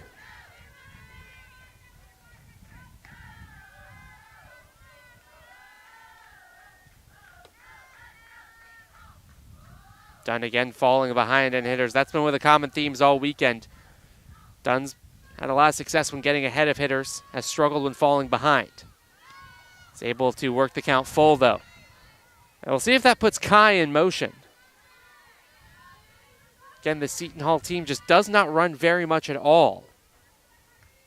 With the top of the order up, a full count. And Seton Hall chasing the game by 2 runs. Let's see if Kai's on the move. She is not, and it's hit right back up the middle. Knocked down by Rebhan. Steps on second, throws to first, a double play. What a play by Brooke Rebhan. And that wipes out the leadoff walk. A 4-3 double play. And just like that, there's 2 gone here in the top half of the 5th. Heads up fielding by the Georgetown second baseman. And Dunn with a point of her glove out towards her second baseman. Say thanks for the bailout there. That ball was hit sharply as well off the bat of Hill, and it had to be because she runs well. That ball was hit slowly, then by the time it got to Rebhan, and she did all of that, stepping on the bag and throwing to first. Probably would not have been enough to get Hill, so one of those instances in which you hit the ball on the button and it works out against you. 1-0 count now to Kelsey Carr, who's had the 2 opposite ends of the spectrum in her first 2 at-bats. The home run in the first, a strikeout in the third.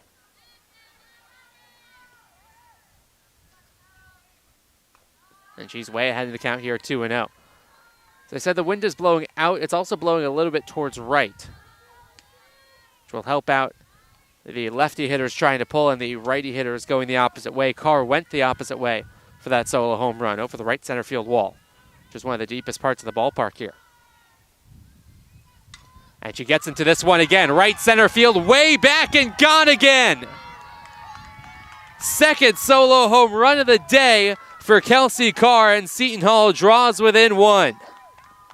That ball got out in a hurry, again the other way towards right center field.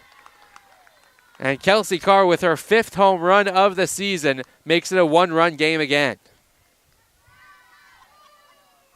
All the offense today has come off the bat of Kelsey Carr. And it's ended up over the right center field wall. This one a little bit more shaded towards center than their first home run of the day. But for Kelsey Carr, a multi-home run afternoon.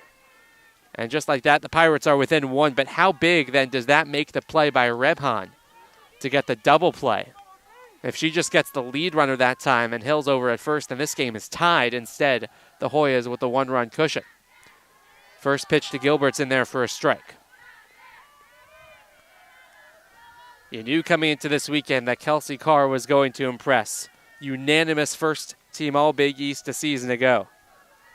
And she has done just that. She's been really solid in the circle. And now 3 home runs in her last 7 at-bats against the Hoyas. That'll play.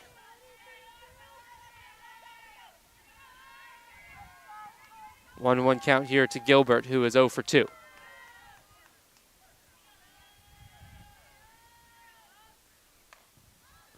Pops this one in the air, foul territory, and running out of real estate is Campos.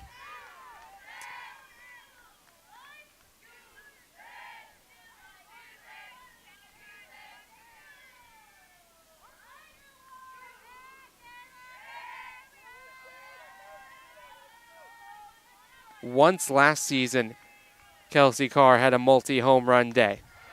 As that one is swung on and missed, and that will end Gilbert's at-bat. We'll talk more about that Kelsey Carr RBI. That brings it a 1-run game when we return to Nats Academy, where it's a 3-2 Georgetown lead as we head to the bottom of the 5th.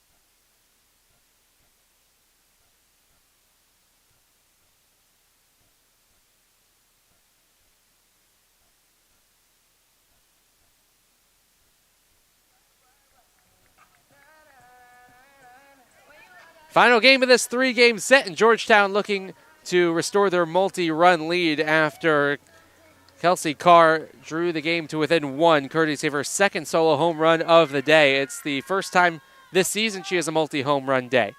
Naya Campos takes a pitch off the outside edge. It's 1-0.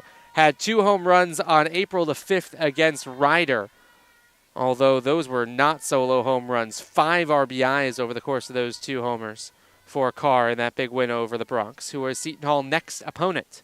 1 runs outside, 2 balls and no strikes. A doubleheader on Tuesday against Ryder out of the MAAC. And then it's back to Big East play for the Pirates next weekend as they play their first home games of 2024 as they welcome Creighton Blue Jays to town. Creighton 2-1 in conference play this year. Campos gets into one into left center field. This one's going to stay playable for Kai, who makes the catch. And there's 1 out here in the 5th. For Georgetown, no midweeks to have to deal with this weekend. They are up I-95 on the main line to take on Villanova next weekend. And then they got the Blue Jays the weekend after. So Creighton facing each of these 2 teams the next 2 weekends. Blue Jays have a couple of non-conference games slated today. They've got a doubleheader against North Dakota a little bit later on. First pitch to Cameron Wincher's in there for a strike. It's 0-1. There are, however, 3 other all Big East matchups happening today. 2 of them are in progress right now. Villanova and Providence will get going at 3 o'clock Eastern. Providence just 1-4 in conference play. Villanova's 5-0. 1-1 now to Wincher. But UConn, who is a perfect 2-0 in conference play, looking like they're in good shape to improve to 3-0. They're way ahead of DePaul 5-0 in the top half of the 6th. That's in Stores, Connecticut. DePaul in danger of falling to 2-4 on the season. One runs downstairs, and it's 2 balls and a strike. And Butler and St. John's in a good one in Queens. That game tied at 3 in the bottom half of the 4th. I think DePaul lost and the Georgetown win would move the Blue Demons and the Hoyas even on records at 2-4 as Wincher hits this one in the air. Shallow right field. Hill coming in, and she'll track it down. And there's 2 gone here in the 5th.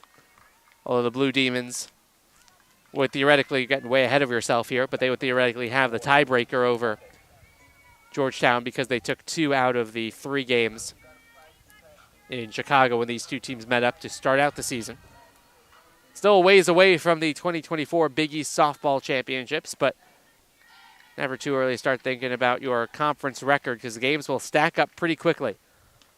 And talk about down the stretch how important those games are as Macy Levitt takes a strike. It's 0-1.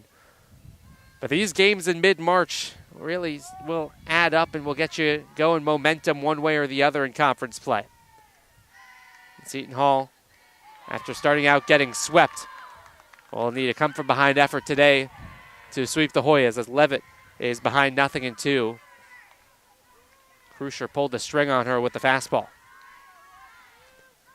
Or the off-speed, I should say. She was looking for the fastball. Now the 0-2. Goes back to the heater and runs upstairs 1-2. Gabby Park awaiting on deck. Levitt and Park have contributed to 3 of the 5 strikeouts that Krusher has so far this afternoon. See if Krusher goes back to the fastball one more time. The 1-2 offering. Off speed and off the plate. And it's 2-2. Pirates actually out hitting the Hoyas right now, 4-3. But the column that matters most right now is Georgetown 3, Seton Hall 2. 2-2 offering. On the inside edge, strike 3. That's a new career high in strikeouts for Kira Krusher. Strikeout number 6 on the day gets her through inning number 5. And we head to the 6th with the Pirates looking for 1 to tie or 2 to take the lead in D.C.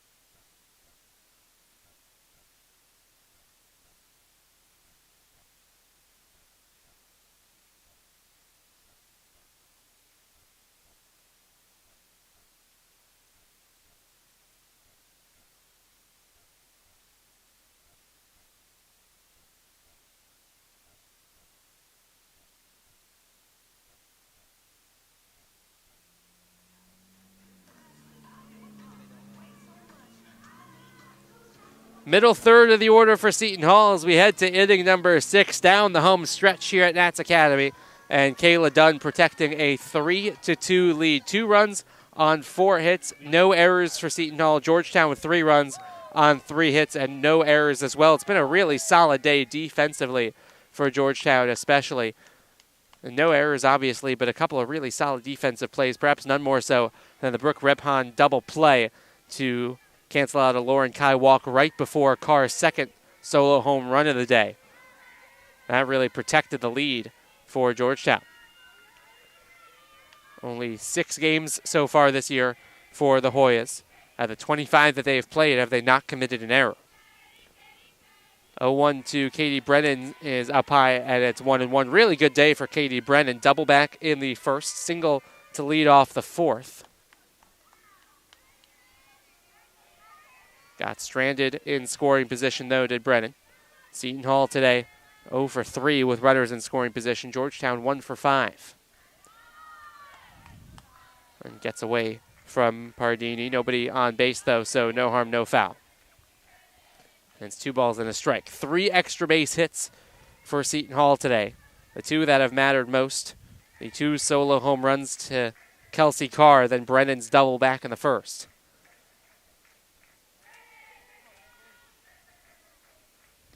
It's 3-1 now to Brennan. But other than that, Dunn has done a really solid job of working around trouble. Not only is Seton Hall 0 for 3 with runners in scoring position, they do not have a hit so far today with a runner on base. They're 0 for 7 in that category. Counts full to Brennan. Caroline Hobbs, Leela Allen are the other 2, I should say, due up after Brennan. We'll see if they're the 2 that actually come to the plate. So around now is the time of the ball game where you start to look into your bench looking for an answer. And a walk to Brennan means that she's reached all 3 times. But Brennan and Carr have really just been pretty much all of the offense for Seton Hall today as the wind starts to pick up again here in the nation's capital. The rest of the team, besides Carr and Brennan, are yet to find a hit. As a bunt goes foul off the bat of Hobbs, and count moves to 0-1. Carr and Brennan are a combined 4 for 5 with 3 extra base hits. And the 2 RBIs, the rest of the team, is a combined 0 for 12. So now you're through the part of the order with Carr and Brennan. And now you can attack the bottom half of the order. You've had a lot more success if you're Kayla Dunn. Hobbs is swinging away and she's popping it foul. And out of play, it's 0-2, so that will eliminate the bunt. A couple of walks scattered in there for the rest of the Pirates order, 3 of them to go along with the 1 from Brennan. But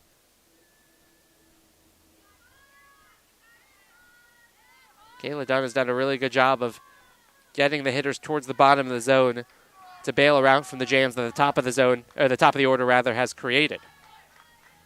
She's ahead here of Hobbs, 0-2. Reiser goes way up high. Well done by Pardini to keep the play in front of her. Brennan, already talked about with her being on base, not a massive threat to run. So we've talked about how good Georgetown has been running themselves. They haven't been as good at making sure their opponents don't, as that one hammered down the left field line. It's going to get foul and out of play. Hoyas have conceded 36 stolen bases so far this year. So they've been a good team to run. They've also been a good team to run against. Pirates haven't been able to take full advantage of that so far this weekend. There's 1 stolen base in the first 2 games. 1-2. Fouled away again. Hobbs sticking in this at-bat. 0 for 1 with a pop-out back in the first. She had that sacrifice bunt back in the fourth. Set things up for the Pirates, but they weren't able to capitalize on it. And Dunn still ahead 1-2. Nobody up in the Hoyas pen, just out of your picture. This is Dunn's 6th inning. And she bounces that one to home plate, and on the move is Brennan. She's going to get there without a throw. And the Pirates now have the tying run in scoring position here with nobody out in the top half of the 6th. And anything in play off the bat of Hobbs. It'd probably be good news for Seton Hall, and you wonder, especially with 2 strikes, how much Hobbs is now thinking about pushing the ball the other way just to get Brennan to third, less than 2 outs. And Dunn calls for time. Hoyas at this part of the game would trade the out for the base if it is hit to the right side, where Rebhan's been really solid defensively. And time called again by Dunn. Time initially wasn't granted, and then the catcher Pardini had to ask for time, and it finally was. And now Pardini going to go have a chat with Dunn. Danger zone here for the Hoyas. 1 run in the first, 1 run in the 5th for the Pirates. And now looking to tie things up. Georgetown had 1 run in the 3rd, 2 in the 4th, at a 3-1 lead at the time.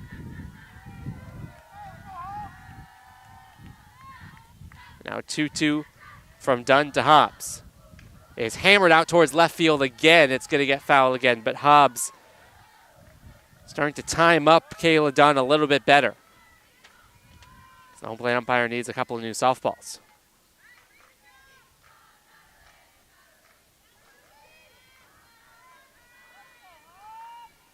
Another 2-2. That one's hit right back up the middle, but right at Turner, who will make the catch and hold Brennan right where she is. Hobbs was finally able to straighten it out, but she hit it right back up the box and right at Turner, who had a couple of steps in. She was able to track it down and, more importantly for Georgetown, hold Brennan right where she was at second. So now here's Allen, 0 for 2 today herself. Lefty hitter versus righty pitcher.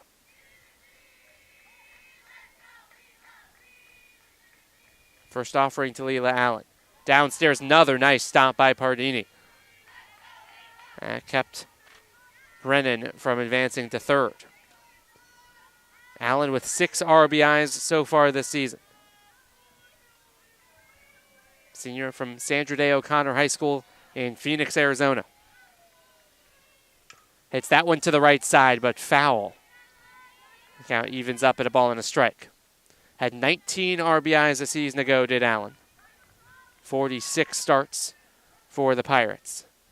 They went 42-18 and 18-6 in conference play. Beat Villanova in the Big East Conference tournament title game, denying the Wildcats a three-peat. That one runs outside. 3 balls and a strike now is Dunn again working behind hitters. Aaron Howard awaiting on deck.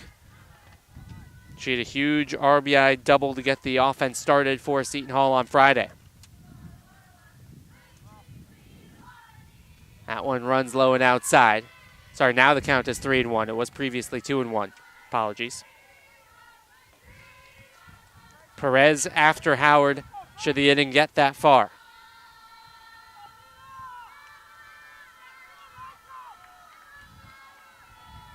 (3-1). Bounce to the right side, knocked down by Wincher with a diving play. She's not going to have a play at first.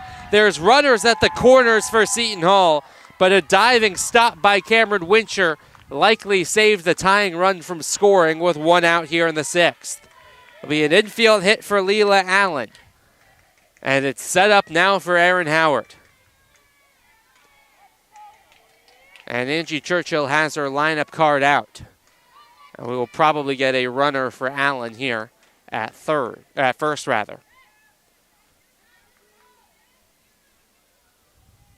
And we will.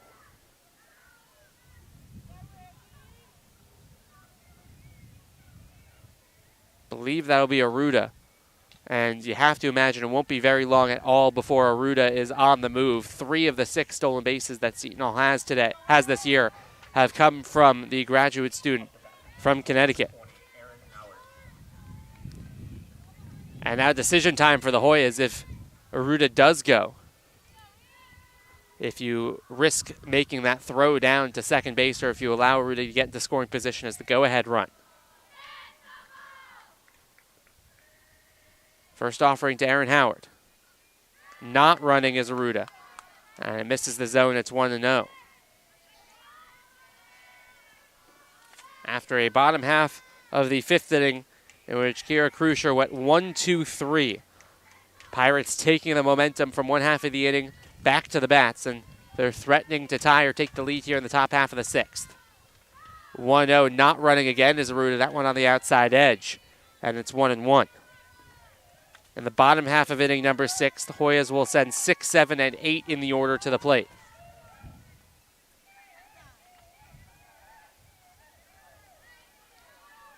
Dunn, the more deliberate, the more she works into a jam.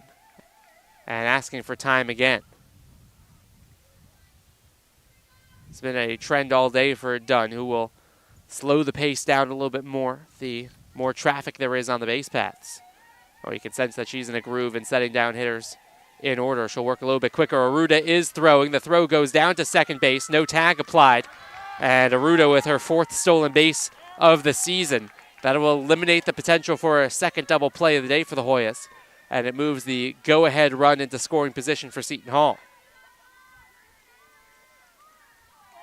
2 balls and a strike as well to Howard. And the infield will come in for Georgetown. Low and outside, and it's 3-1.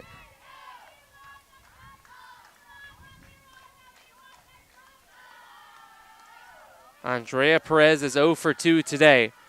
Smoked one back to the pitcher to end the 4th inning, and she is on deck. And that ball is launched out towards left field, going back to Shula, all the way back, it's gone! 3-run homer for Erin Howard, her first home run of the season, and Seton Hall takes the lead.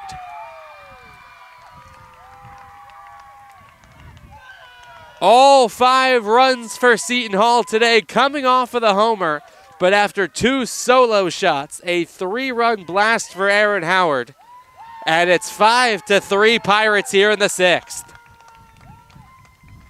That ball just to the right of the contingent of Seton Hall traveling fans set up in the outfield here at Nats Academy, rather. And they were elated seeing the ball go over the left center field wall. First home run of the campaign for Erin Howard, and it could not have come at a more important time for the Pirates. And again, Kayla Dunn working into unfavorable counts for a pitcher, comes back to haunt the righty. First offering to Perez is in there for a strike. It's 0-1. First career home run for Erin Howard. And it's 2-0 rather. The first pitch just missed to Perez. Just the 4th extra base hit of her career. She picks up RBIs number 8, 9, and 10. She's already surpassed her RBI total from last season. Or it is, in fact, 1-1. That ball hit softly out towards the shortstop Strittmatter, and there is 2 away. We've talked about the trend all day. Kayla Dunn, when she works ahead of hitters, she's been really, really good today. But the danger has come when she falls behind into 2- and 3-ball counts.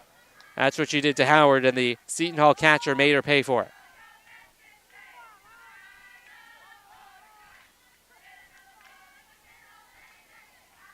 Lauren Kai is still looking for her first official at-bat of the day. She's walked twice, and she takes the first pitch in there for a strike. So now the momentum has completely shifted back the other way in favor of Seton Hall.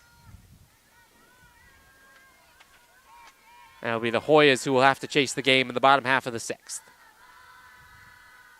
Kai trying to get on base to make sure it's by even more than the 2 runs. A 1 sailed up high. It's 1-1.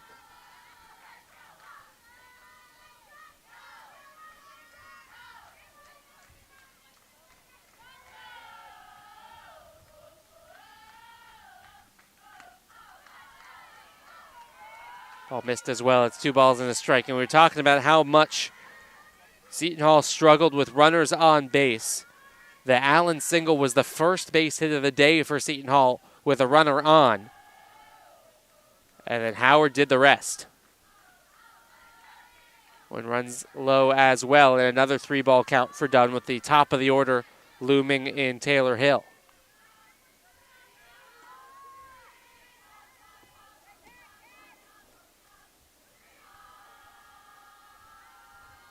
The 3-1. Fouled back to the backstop, and the count runs full.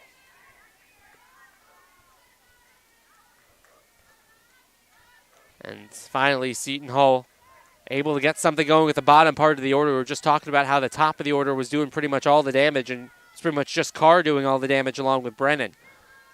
But it was Allen's single and Howard's home run that are the difference as it stands. Payoff pitch. Popped up in the air, will get out of play again.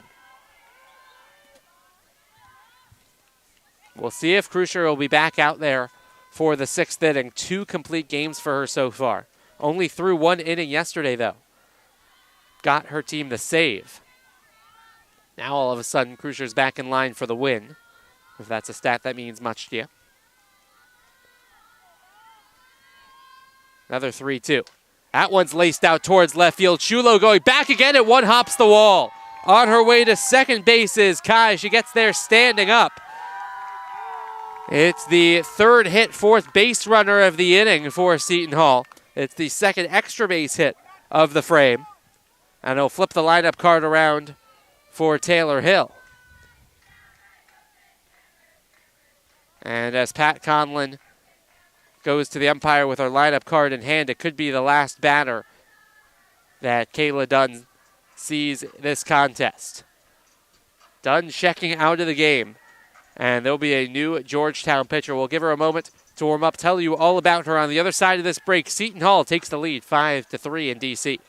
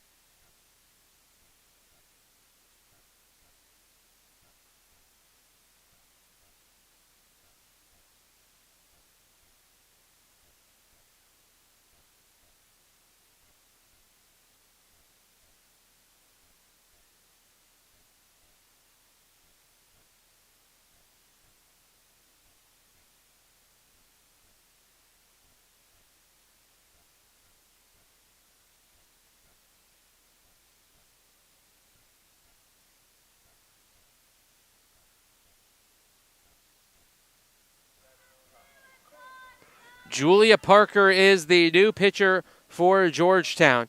Threw 6 innings yesterday, threw 1 inning on Friday against the Seton Hall Pirates. Yesterday through 6 innings, gave up 4 earned runs, 3 more unearned runs on 10 hits. She walked 6, and she struck out 4 and got tagged with the loss. Inherits a situation with a runner at second base and 2 outs for Taylor Hill. First pitch runs upstairs, and it's 1-0 to the right fielder, who's 0 for 3 today. Grounded into that double play that Rebhan was able to turn at second right before the Carr solo homer. That at the time kept the lead intact for Georgetown. Avery Wismar gets loose in the pen as well for Georgetown. And quickly 2-0, the count to Taylor Hill. And you really want to attack Hill right now if you're Georgetown, because there's trouble awaiting on deck in the form of Kelsey Carr. Strike will get Parker back in the at-bat. 3.67 ERA this season for Parker. She's thrown 66 2/3 innings. The walks have been a bit of a point of concern. 29 walks against 30 strikeouts.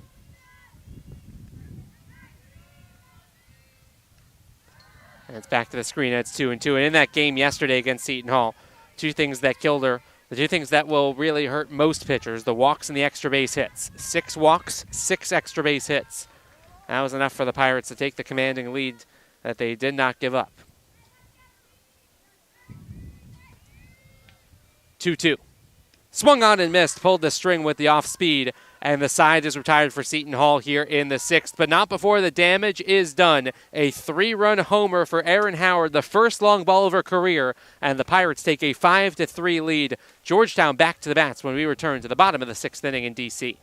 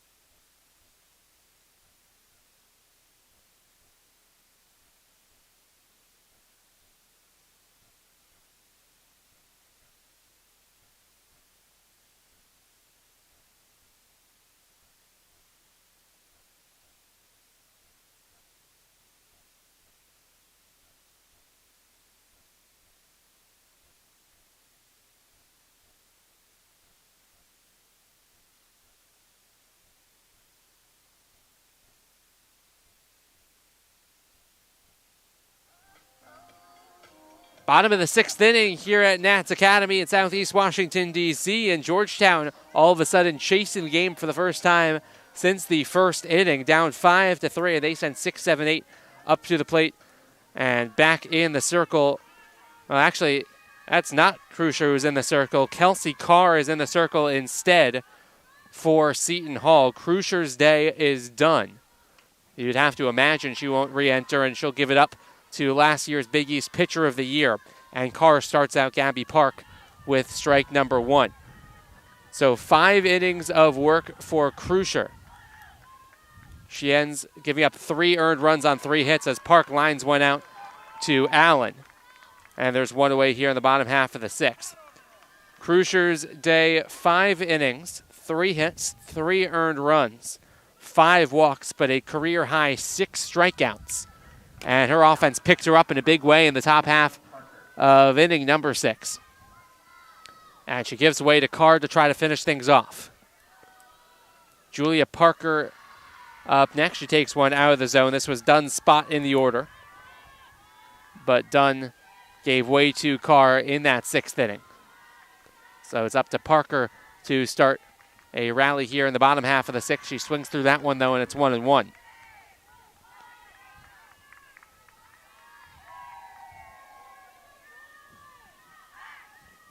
Parker usually won't see time at the plate for Georgetown as it's 1-2.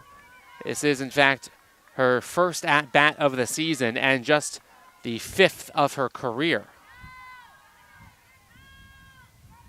And she's behind the count here, 1-2. Offered at that one and came up empty, and the first strikeout of the afternoon for Kelsey Carr means that there's quickly 2 away here in the bottom half of inning number 6. It'll be up to Gianna Shulo, who is 0 for 1 with a strikeout and a walk, to keep the bottom half of inning number 6 alive. First offering is a strike. Carr has the fastball working so far today, it looks like. Through all 7 innings on Friday, did not have to pitch yesterday, as Sydney Babbitt went 6 innings and Kira Crusher did the rest.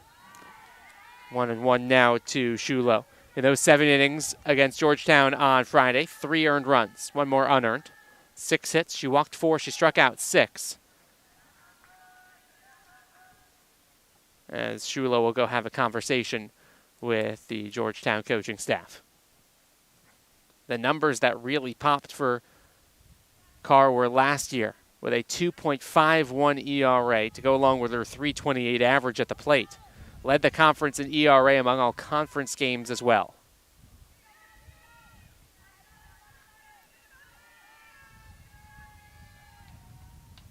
And she's ahead of Shulo here, 1-2. After that shoulder surgery made her miss the entirety of the 2022 season, Carr has come back and been one of the more important and impactful players in the entire conference. And runs outside, though. It's 2-2. At the plate, Carr today has been one of the big storylines. Those 2 solo home runs bookending the strikeout. She will lead off the top half of the 7th. But first, trying to get her team there. The 2-2 way upstairs on the riser. And the count is full. And you lead the conference last year in RBIs and in conference ERA. It's not a surprise that you get a unanimous selection to the first team all-conference. The 3-2 just missed. No, it didn't. A late third strikeout call.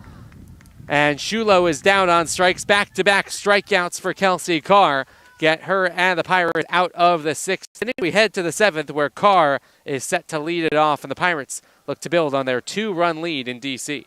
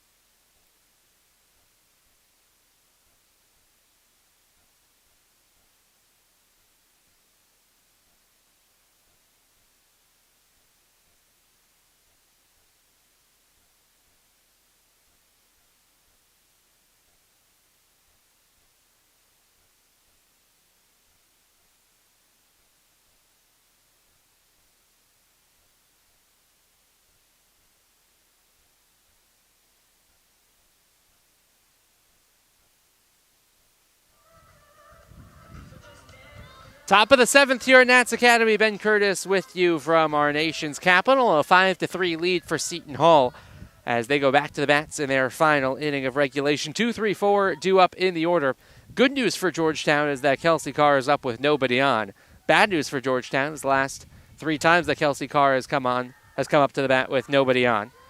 One of the times she struck out, the other 2 times the ball ended up over the right center field wall. For home runs number 4 and 5 on the season. First pitch missed, and it's 1-0. 2 balls and no strikes. So we'll see how much Parker wants a piece of Kelsey Carr. Avery Wismer warming up in the bullpen should things get out of control. Olivia Gilbert and Katie Brennan also due up here in the top half of the 7th. And that ball is launched out towards left field. Shulo giving chase. She'll watch it go foul. Certainly had the distance for Carr's 3rd home run of the season. Just at the point right now for Kelsey Carr where softball is looking a lot more like a beach ball coming towards home plate. She is seeing it exceptionally well. She takes that one outside. 3 balls and a strike. 4 for 11 with 5 RBIs this weekend. Huge trip to D.C. for Seton Hall's number 4. And Parker falling behind yet again. This time Parker is able to paint the outside corner, and the count's full. 5 runs on 7 hits now for the Pirates. 3 runs on 3 hits for Georgetown. Neither team's yet to commit an error so far. This ball hit in the air. This will stay in the park, and it will stay in the infield for Rebon. And there's 1 gone here in the top half of the 7th. For Georgetown in the bottom half of inning number 7, they'll send 9-1-2 to the plate. Turner, Rebon, and Stripmatter with Campos due up 4th. So if anybody gets on for the Hoyas, then Campos would theoretically at that point have a chance to be the tying run. And she and her 5 home runs will have a chance to get to the plate. You know that the Hoyas would love to give her a chance. First pitch from Parker to Gilbert, misses outside. Gilbert 0 for 3 today with two pop-outs and one strikeout. Dunn's day is official with Parker getting the strikeout of Hill to end the 6th. It's 1-1. Kayla Dunn goes 5 2/3 innings of work today. She allowed 7 hits, 5 runs, all of them were earned. Walked 4, struck out 2. But the 5 extra base hits that she conceded, including the 3 home runs, were what did her in. 2 balls and a strike now to Gilbert.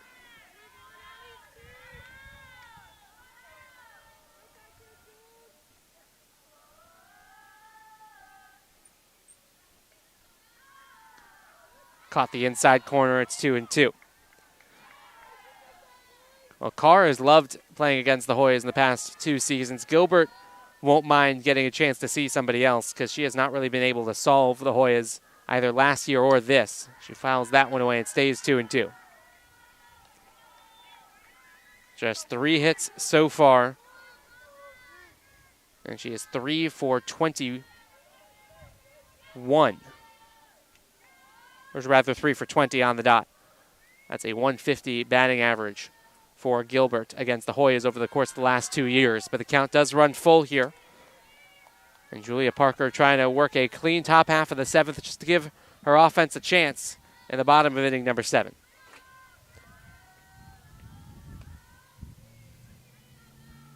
And the 3-2 hit out towards Campos. Quickly up with it, throws across the diamond. And there are 2 away here in the top half of inning number 7. Pirates were held off the board in the top half of the 7th yesterday. After Georgetown scored 2 in the bottom half of the 6th to draw a little bit closer and make it 7-5, it's yet again a 2-run deficit right now for the Hoyas. And although Georgetown wasn't able to bring anyone home in the bottom half of the 7th, they did hold Seton Hall at bay in the top of the inning just to give themselves a chance. Looking to replicate that here just with a better bottom half of the 7th this time. 1-0 count to Brennan.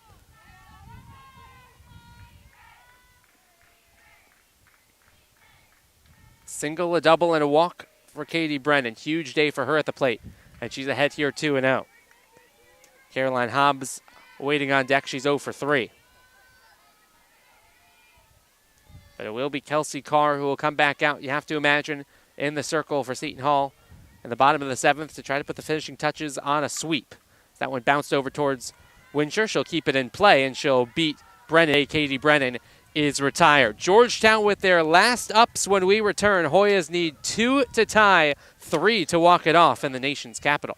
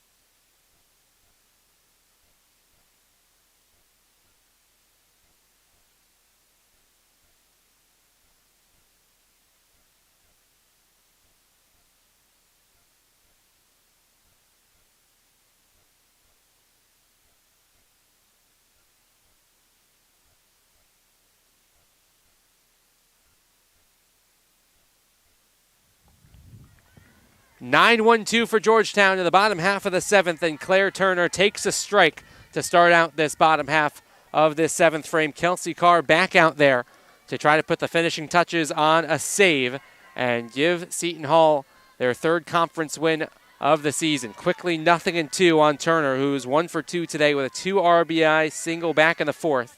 At the time, it gave the Hoyas a 3-1 lead.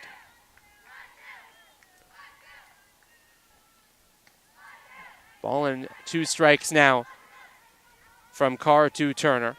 Carr looking for her first save of 2024. She had 2 last year. And that ball is launched in the air to left field, giving chase as Brennan all the way back to the track, to the wall. She looks up, and it's foul.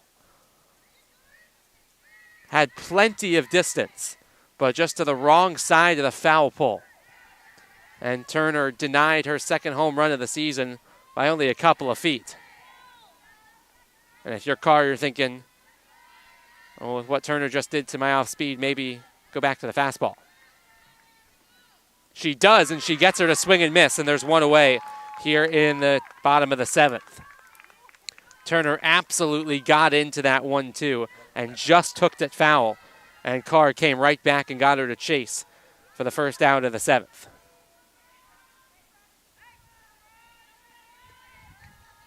One save against St. John's earlier on last year as the lineup card flips around back to Rebon, and the first pitch is in there for a strike. And another save to UConn. Both of those saves last year against conference foes for Kelsey Carr. She has a chance for another one here. Rebon pops one in the air. Foul territory, it'll get out of play. And again, Carr working from ahead, 0-2. Strip Matter awaiting on deck. Campos, if the bottom of the seventh of the game would get that far. Georgetown trying to avoid falling to 1-5 in conference play. Rebhan will watch that one just out of the zone. It's 1-2.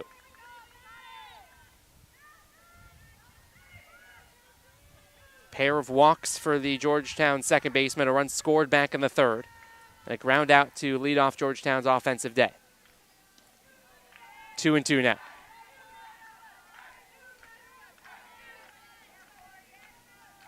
And after winning the opening game of their conference slate against DePaul, Hoya is trying to avoid a 5-game conference losing streak. They need 2 runs to do so, and the count's going to run full to Rebhan.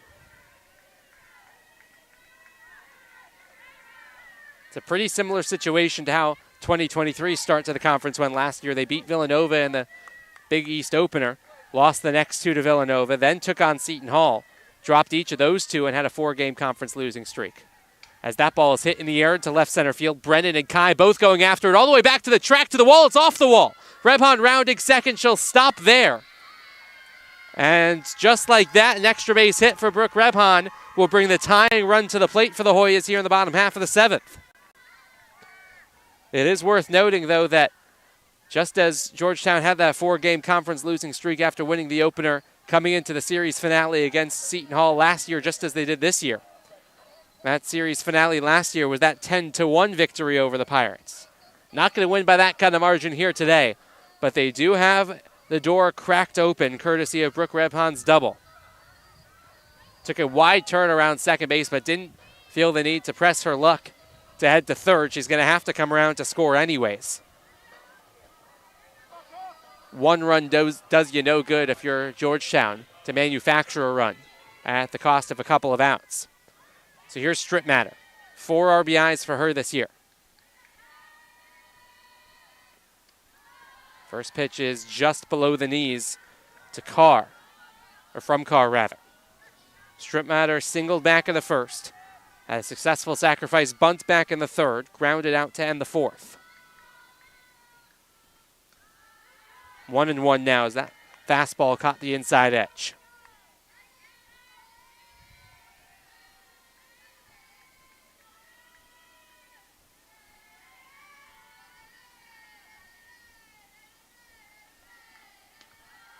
Similar spot, but a little bit further inside. 2 balls and a strike now. Hoya dugout starting to make a little bit of noise, sensing that the opportunity is there for the top of their order. It's one of the best pitchers in the conference and in the country. And Strip Matter caught up to the fastball just enough to foul it back to the screen.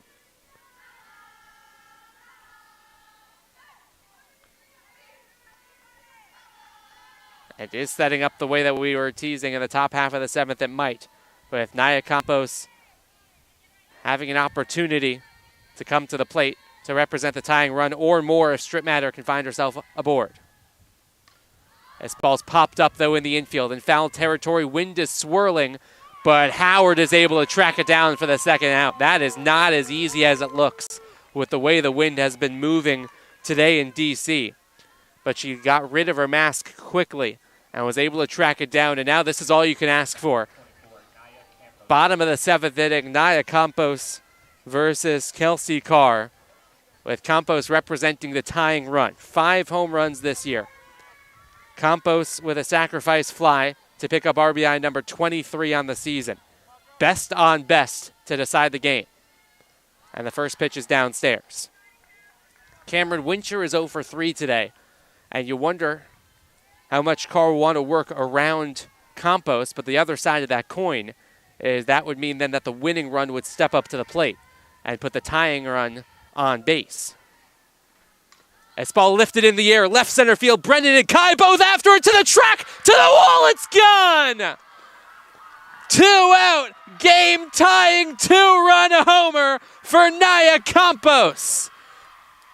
And with the Hoyas with their backs against the wall, throw an absolute haymaker to tie it at 5.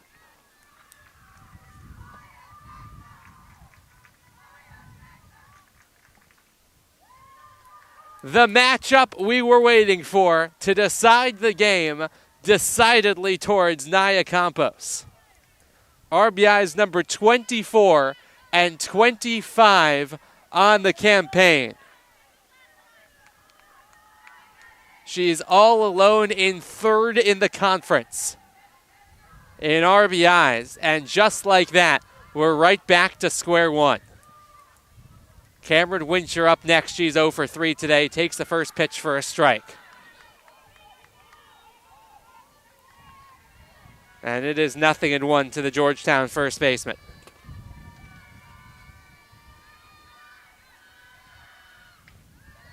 One ball and 1 strike.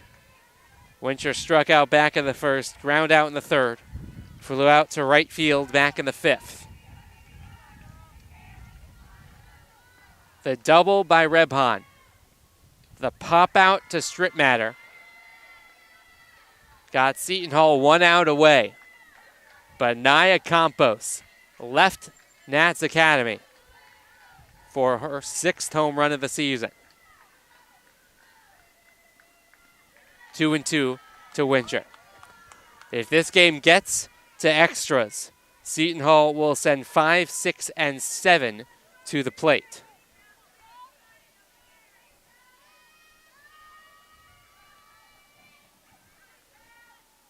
Two just off the plate, and the count is full. And you start to think back about the points that didn't mean a ton at the moment, but now seem to really matter. The double play to make Carr's home run only a solo home run, as Wincher fouls that one away. The strikeout of Taylor Hill to end the top half of the 6th and keep it at a 5-3 game with a runner in scoring position. The opportunities that Georgetown have had that they couldn't capitalize on. They capitalized on the one in the 7th that mattered most. 3-2 to Wincher. Fouled back, and we'll do it one more time. Think back to that first inning where Georgetown had 2 in scoring position and only 1 out. We're not able to bring anybody home.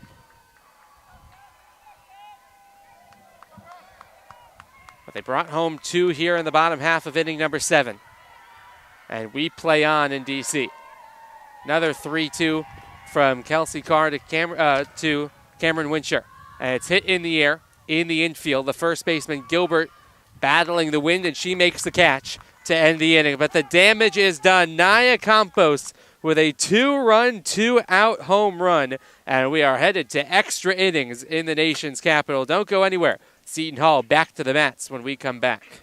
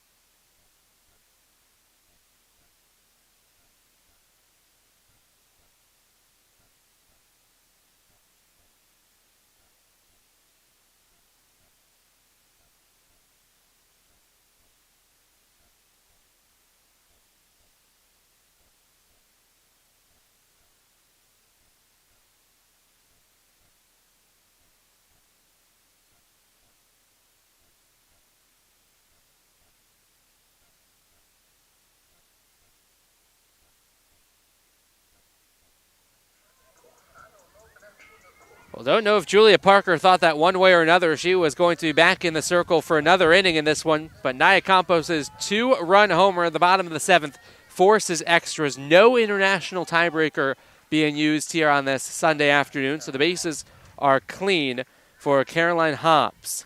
First pitch runs upstairs, and it's 1-0. Georgetown will have 5, 6, and 7 in the order when the bottom half of the 8th inning rolls around.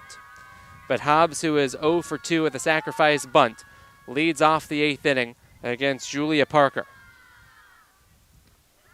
Takes a strike, and it's 1-1. Leila Allen, Aaron Howard also due up here in the 8th inning. They're at least who is on the score sheet. We'll see if that's who actually comes to the plate. This count moves to 1-2. Hoyas were down to their final out. And we had pretty much set it up all inning, as if anybody could get on for Georgetown, there would be Campos against Carr.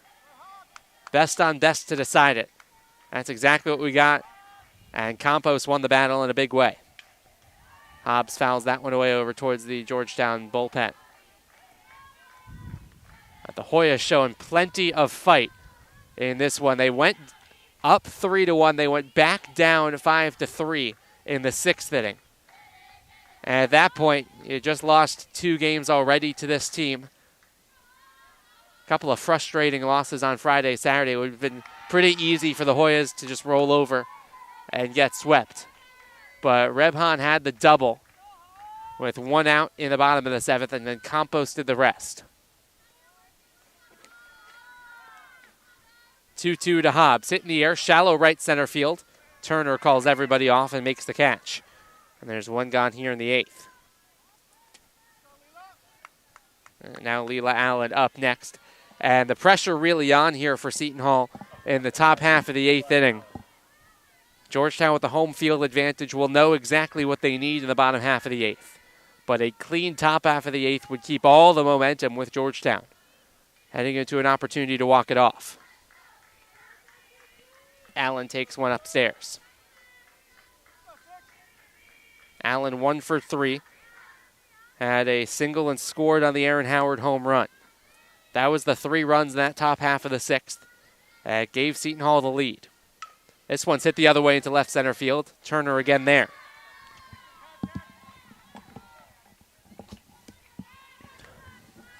Two gone here in the top half of the 8th.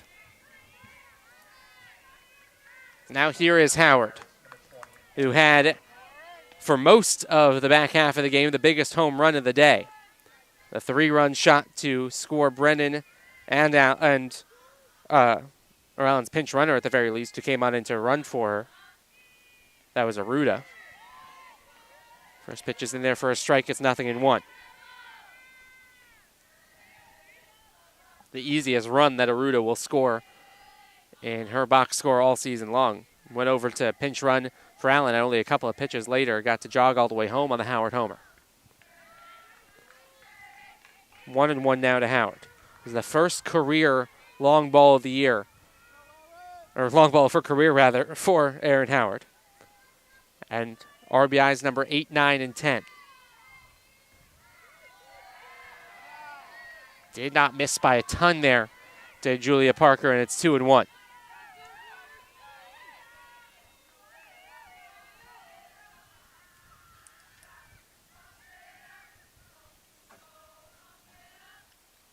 That one missed by a little bit more.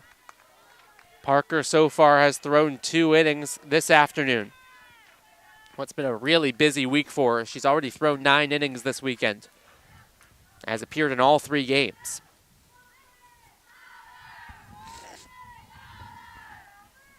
(3-1). Center cut fastball, and that will run the count full.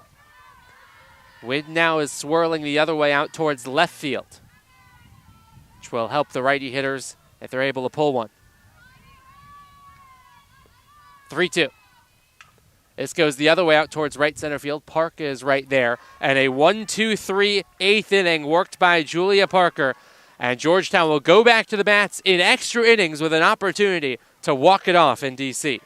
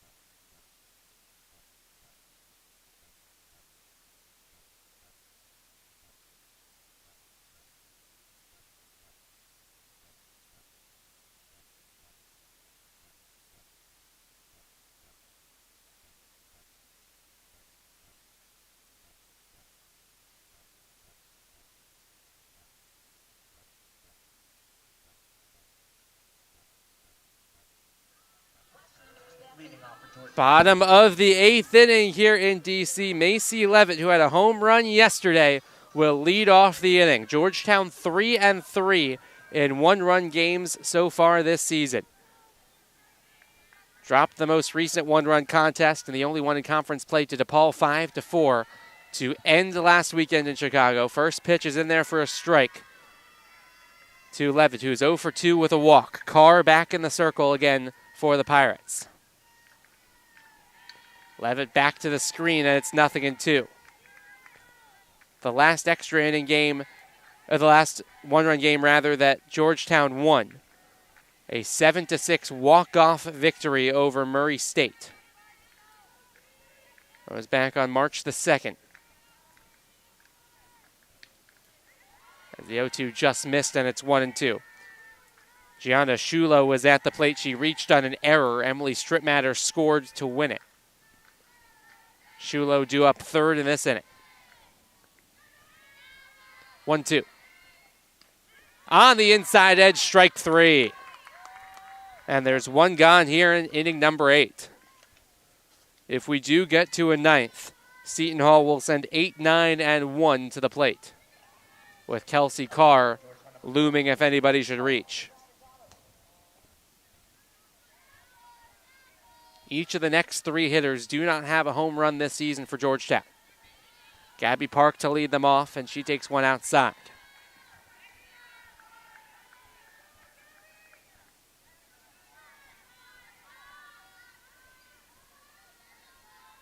One 0 to Park.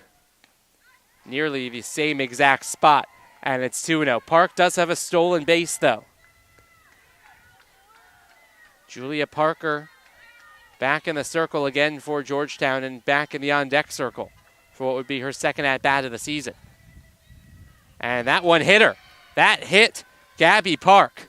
And the winning run is aboard for Georgetown. We'll see if Parker is swinging away here with Shulo moving into the on-deck circle. And we'll see if Park is on the move. The entire infield going to come on in and have a conversation about how to approach this. But a huge opportunity for Julia Parker, the New Jersey native, against the school in her home state. Park 1 for 2 in stolen base attempts. Parker, who has come on into the game and settled things down for Seton Hall offensively. Now for Georgetown offensively has a huge chance. Park bluffs over at first. Does not go, and the first pitch runs inside. A ball and no strikes. Park on first. Parker at the plate, with Georgetown needing a run to win it. 2-0 now.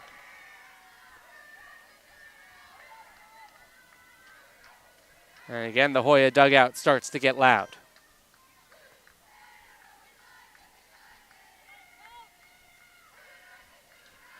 That was center cut fastball, 2 balls and a strike. Park at first has bluffed a couple of times as if she were going to try to steal, but hasn't done so yet.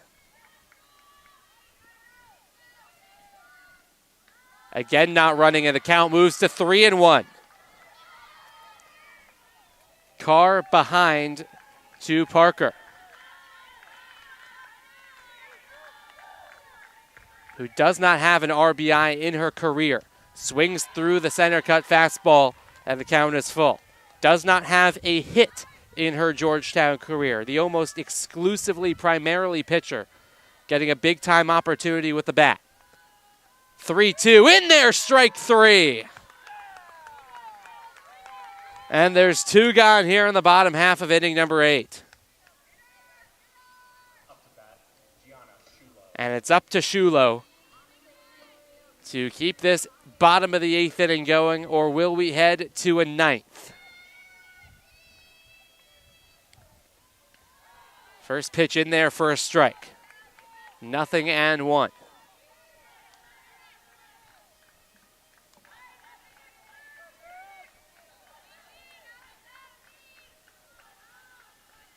Oh, 1 offering from Carr. Hit in the air, shallow left field. On the edge of the infield is Perez, and she tracks it down to make the catch. Carr works around the 1-out hit by pitch, and we play on another extra inning coming at you. The 9th is next in D.C.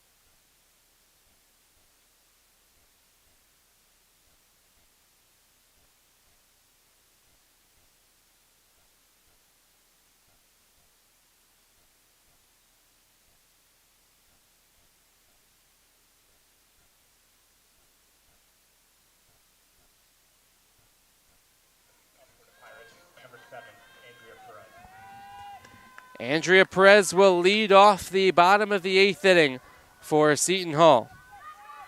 And Andrea Perez, who is 0 for 3 today, an opportunity to get herself aboard and kickstart a 9th inning rally for the Pirates. First pitch is in there for a strike, and it's 0-1. 1 in the first, 1 in the 5th, 3 in the 6th for Seton Hall. 5 runs on 7 hits, no errors for the Pirates. As the 0-1 from Julia Parker's upstairs, it's 1-1. 1 in the 3rd, 2 in the 4th, 2 in the 7th on a game-tying 2-out, 2-strike homer from Naya Campos.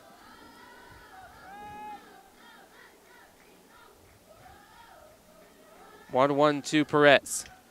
Hit the other way and down in front of the right fielder, Park, for a base hit. On her way to second base is Perez. She gets in there with a head-first dive. Aggressive base running from Andrea Perez for her first hit of the day. And Seton Hall is set up here in the top half of the 9th. Park did really well to knock it down, as she just had to field it on the short hop. If that ball squeaks past Park, Perez might still be running. But the 8th hit of the day for Seton Hall sets things up for the number 9 hitter, Lauren Kai, who has reached all 3 times today. Walk in the 3rd, walk in the 5th, double in the 6th for Kai.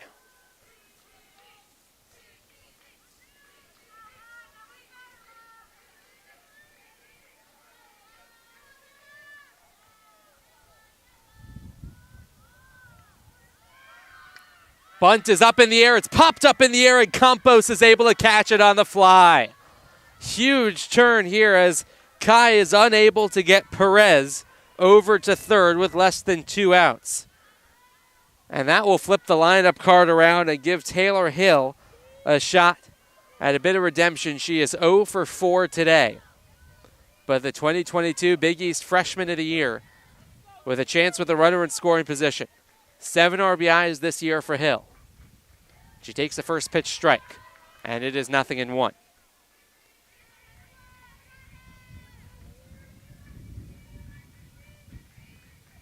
Perez at second with excellent speed. Thought about running as the ball was in the dirt, then thought better of it.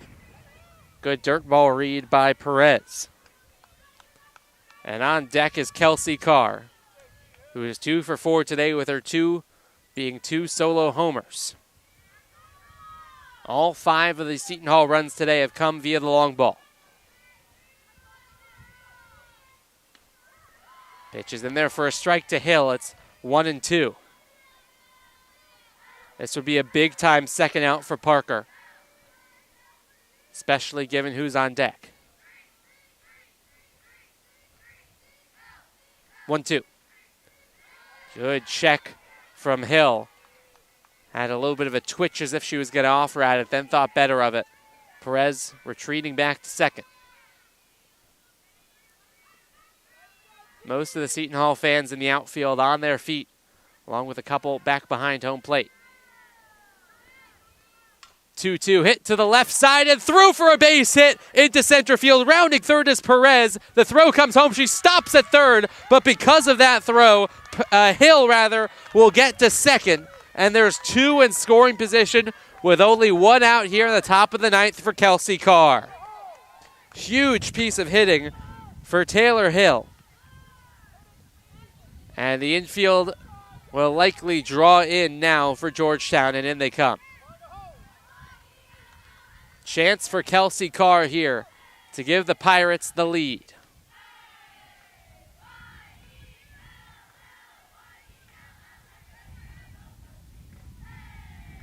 First offering to Carr, off the plate.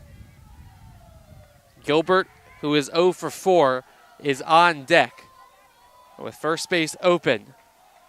See how much Parker goes after her counterpart in the circle, Carr.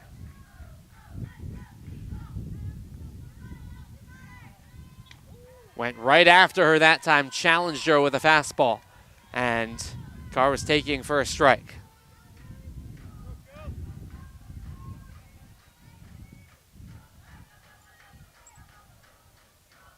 One.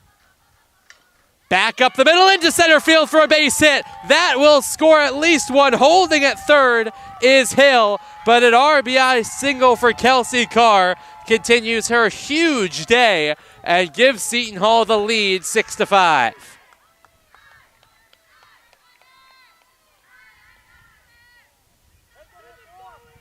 Pirates have their lineup card back out. Let's see if Carr will run for herself. Don't think she's going to. Carr will get a hero's welcome back in the dugout, knowing that she'll have a little bit more work to do in the bottom of the ninth, but gets it done on the offensive end with an RBI single to give Seton Hall the lead back here in inning number 9.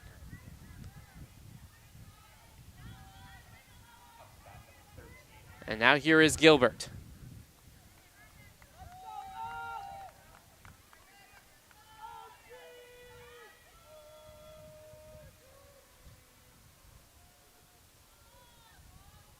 With runners still at the corners and still only one out. First pitch runs outside, and it is 1-0.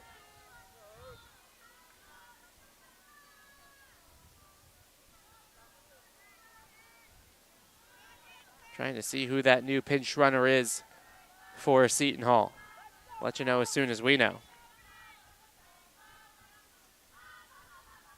This ball popped up in the air. It'll stay in the infield. It'll get into foul territory, and it's dropped by Pardini.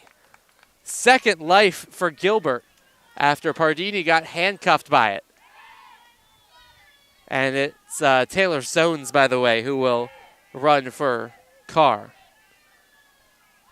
But a second bite at the apple for Olivia Gilbert after Pardini was unable to come up with a play in foul territory. And Gilbert trying to make the most of it. Ball runs up high, gets away for the catcher Pardini. Coming home is Hill, and she'll score. Big time insurance run for Seton Hall as the Pirates now lead at 7-5. And Sones moves up to second.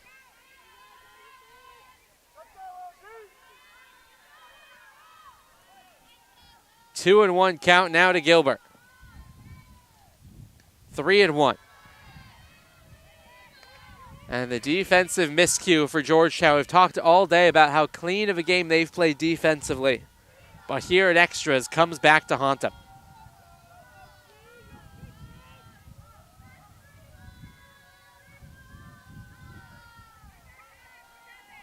Three and one from Parker, and she asks for time.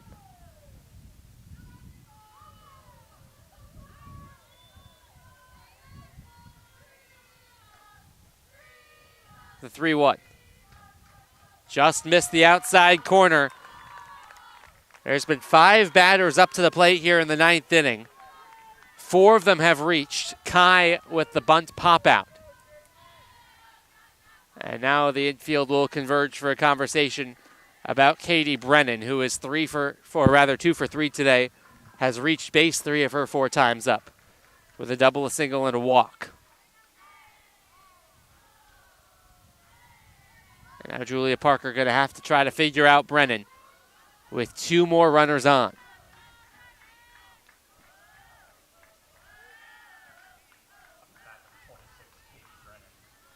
Hobbs awaiting on deck. Hobbs started out extra innings back in the 8th inning. All 9 Pirates have now reached in the 2 extra inning frames. Hoyes will send 9-1-2 up to the plate in the bottom of the 9th. First pitch runs downstairs, and it's 1-0.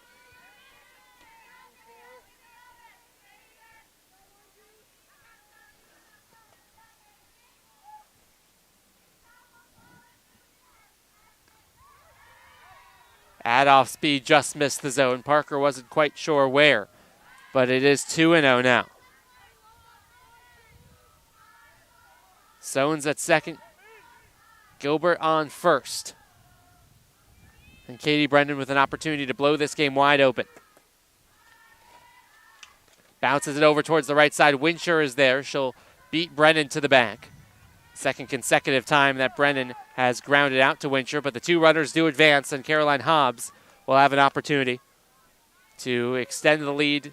A single here would probably double the lead for Seton Hall with 2 outs and everyone running on contact. Hobbs is 0 for 4 today. Second baseman looking for her first hit of the weekend. Takes the pitch in there for strike number 1. Just as in the 7th, with Georgetown needing 2 runs, they sent 9-1-2 to the plate. That is who is due up again. The 0-1 runs outside. It's 1-1.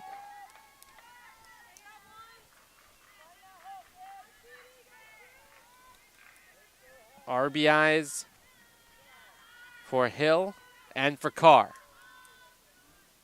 This one bounced over towards Campos. Throw across the diamond in time, and the 9th inning is over. But the damage done for Seton Hall. They scored 2 in the top of the 9th, and just like in the 7th, Georgetown needs 2 to tie, 3 to walk it off, and they'll send Claire Turner, Brooke Rebon, and Emily Strittmatter to the plate with Naya Campos after that, if the bottom of the 9th should continue in D.C.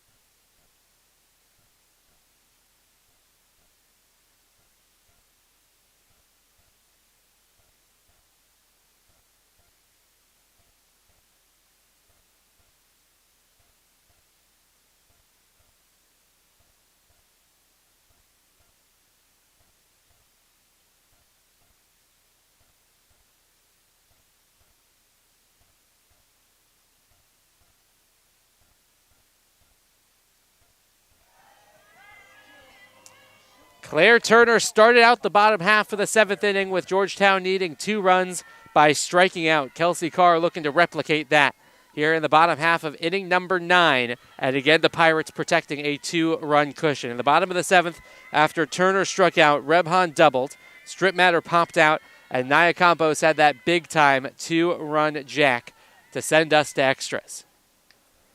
The 1-0 to Turner is off the plate. It's 2-0. Turner has phenomenal speed, but if she gets on first base, you doubt she's going to try to steal second base, knowing that she'll have to score regardless. If Georgetown's going to be able to tie things up here in the 7th. Squares to bunt, then pulls back and takes a strike. It's 2-1.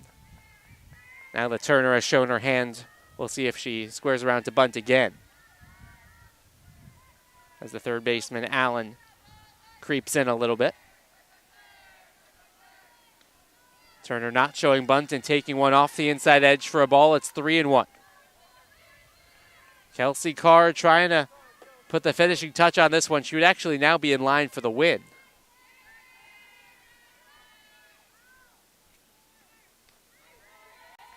She finds the zone that time to make the count 3-2.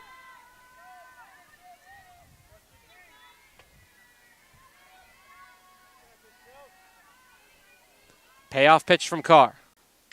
Lifted in the air, right center field. Hill giving chase all the way back to the track. She's not going to get there. One hops the wall. Turner's on her way to third. She gets up there standing, and a leadoff triple for Claire Turner gives the Hoyas life here in the ninth.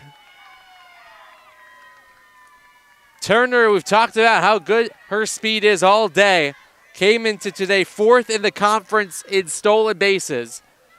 And she was thinking 3 right out of the box. And that'll flip the lineup card around for Rebhan. Infield middle depth for Seton Hall. They would trade this run for an out and wipe the slate clean off the base paths. First pitch is in there for a strike. It's 0-1. Turner's run doesn't really mean very much, unless it's in the context of another Georgetown run here in the ninth.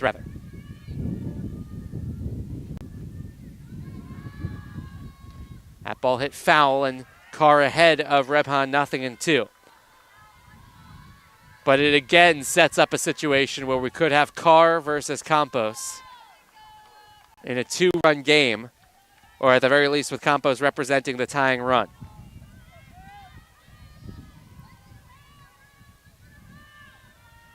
First the 0-2 to Rebhan. Missed it low and outside. It's not a bad 0-2 pitch, but Rebhan not chasing after that. Now moves to 1-2.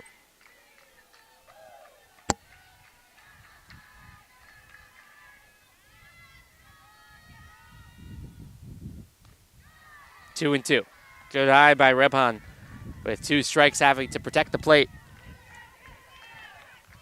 Did not expand the zone that time, as you often see freshmen do in this kind of spot. The Miami, Florida freshman in a big spot here in the ninth. That one off the inside edge, and the count runs full.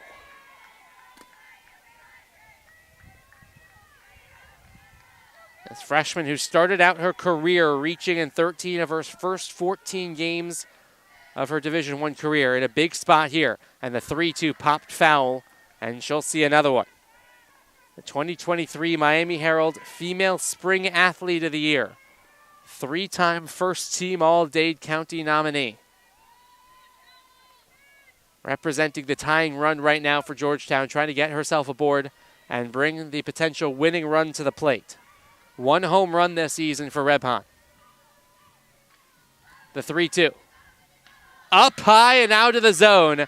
And Rebhan comes back from down 0-2 in the count to work a walk. And that will bring Strip Matter to the plate, representing the winning run. And the infield again comes together to have a convention just outside the circle.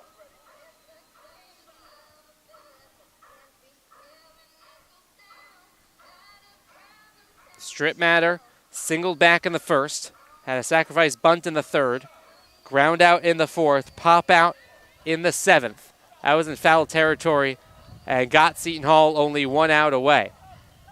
And now Georgetown's going to bring everybody together and have a conversation. Rebhan with good speed. She's got 4 stolen bases. And this will be an interesting spot for Seton Hall if Rebhan does go, because if the Pirates let her go to second, then that puts the tying run in scoring position for Strip Matter, or then Campos after her with still nobody out. If you do throw, then you're really taking a gamble, because that will likely allow Turner to score. She's got excellent speed over there at third, but if you're able to get Rebhan stealing, then it's not the worst thing in the world for Seton Hall to give up a run, but get Rebhan stealing and wipe the bases clean and make it a 1-run game with 1 out. This is the chess match that unfolds in the bottom half of the ninth. And we'll see if Rebhan's on the move from first. Scoring to bunt is Strip Matter. Rebhan is on the move. No throw. And the tying run is in scoring position for Georgetown. Strip Matter pulled back and took strike 1.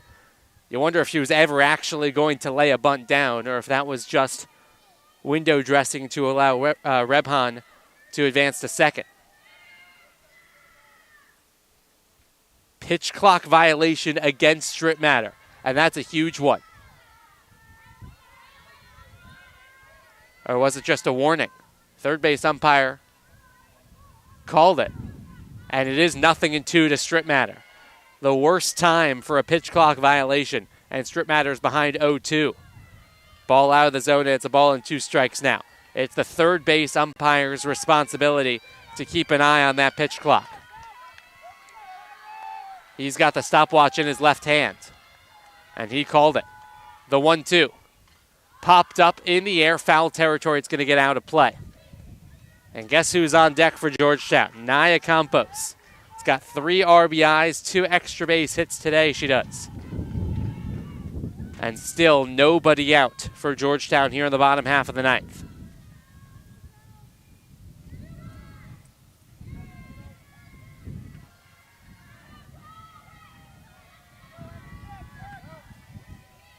One, 2 to Strip Matter. Hit in the air to right field, right at Hill. She comes in on it, makes the catch, tagging as Turner. The throw is offline. It's a sacrifice fly for Strip Matter. It's a 1-run game. And moving over to third was Rebhan. And the tying run is now just 1 base away for Campos with less than 2 outs. Great base running by Rebhan to get from second to third, and by Turner to tag and score.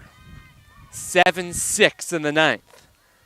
Infield comes in for Campos.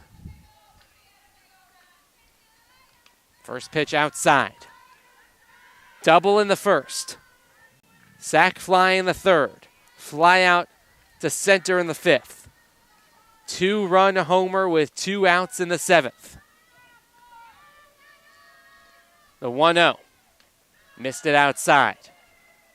And with Wincher and Levitt to follow and Park after her, you wonder how much Carr wants a piece of Campos here.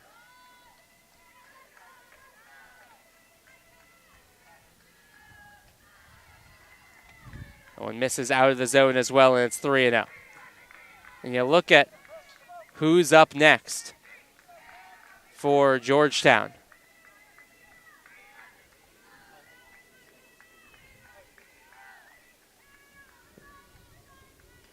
The 3-0 is out of the zone. I don't think Carr wanted any piece of Campos. The next 4 batters for Georgetown are 0 for 10 with 2 walks and a hit by pitch today.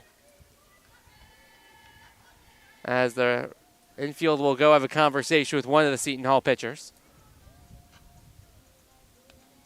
Or one of the Seton Hall coaches, rather. And the rest of the infield will go have a conversation with another. 7-6 here as the winning run is aboard in the form of Naya Campos. See if she runs for herself. And now we'll see if Campos will head for second herself with only 1 away to try to put the winning run in scoring position. Don't think that's Campos over there at first base anymore. I believe the Hoyas have brought in a pinch runner.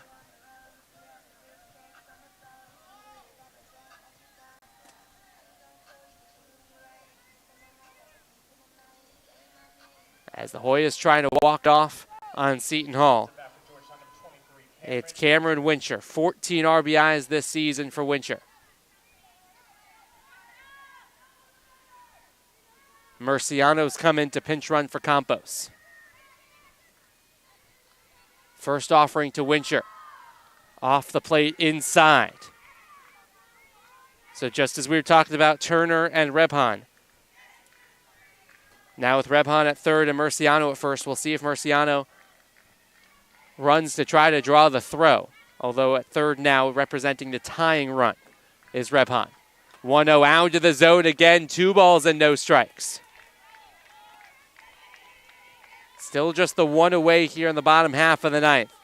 Seton Hall scored 2 in the top half of the ninth. Georgetown already has 1 across courtesy of the Strip Matter sacrifice fly. Then Campos walked, and now the 2-0 to Wincher. Was taking all the way and takes a strike on the inside part of the plate. We've played 3 hours of softball here in D.C. 2 extra innings, and looking to find a winner.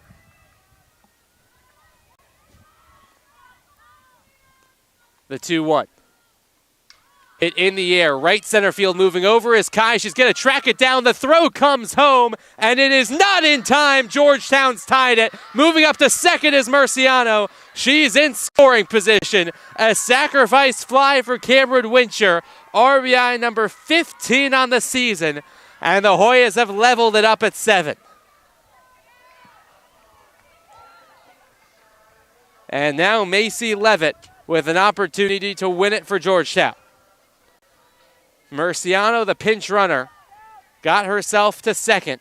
She'll be off on contact with the 2 outs. And a base hit for Levitt would likely win it. First pitch is in there for a strike. It's 0-1.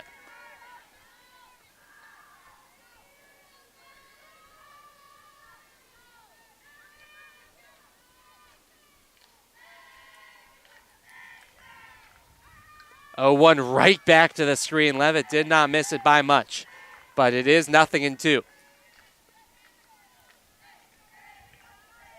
Gabby Parker waiting on deck if the game should get that far. Only way it does is with a walk or an infield hit. 0-2. Poked foul. That's an emergency swing from Levitt, who walked back in the 4th but has 3 strikeouts aside from that.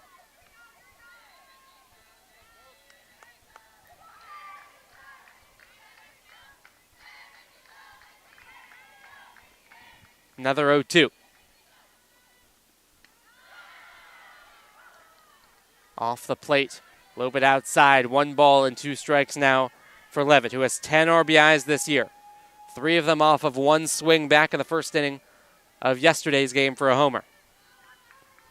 1-2. 2-2 now.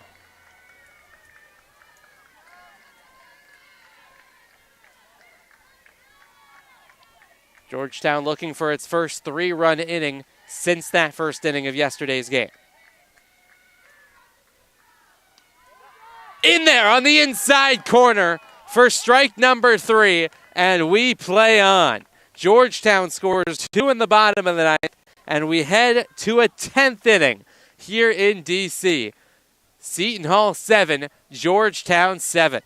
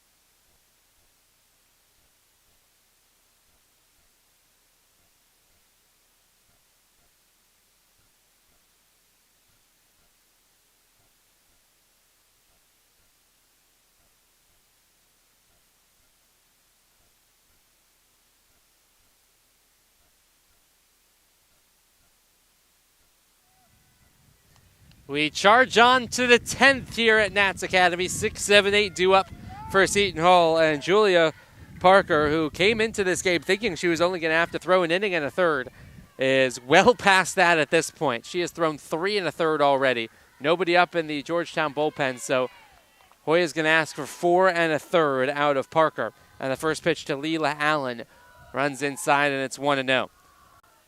Pirates finishing up the 4th time through the order, or the 5th time through the order, rather. Allen's 1 for 4 today. And the count moves to 2-0. 1 in the 1st, 1 in the 5th, 3 in the 6th, 2 in the 9th for Seton Hall. 1 in the 3rd, 2 in the 4th, 2 in the 7th, 2 in the 9th for Georgetown. Pirates out hitting the Hoyas 10-6. 2 balls and a strike.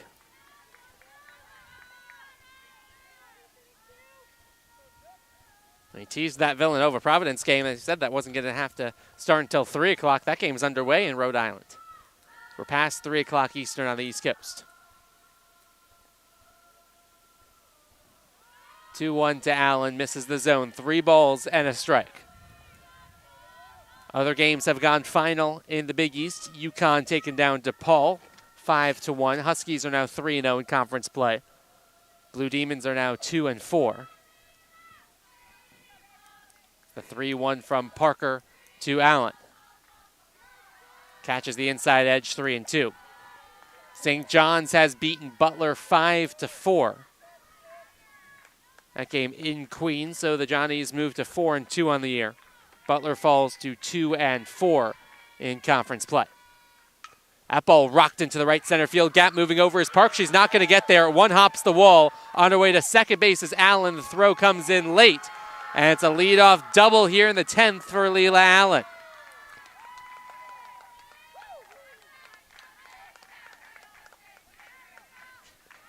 Good start to the 10th inning for Seton Hall. And Aaron Howard, who had that impactful 3-run homer back in the 6th, will step up to the plate now with another chance at an RBI. The St. John's Butler game ended on a walk-off as well. It was a walk-off double in the 7th. After Butler tied it in the top of the 7th. This one hit down the right field line. Parker is going to have to play it in foul ground. She makes the catch, and there's one gone. And holding at second is Allen. Nice play by Park out there in right field to get the first out of the 10th. In the bottom of the 10th, Georgetown will send 6, 7, and 8 up to the plate. Here's Andrea Perez. Doubled to start off the 9th, came around to score. The first of the 2 Pirate runs that inning. And runs upstairs, it's 1-0.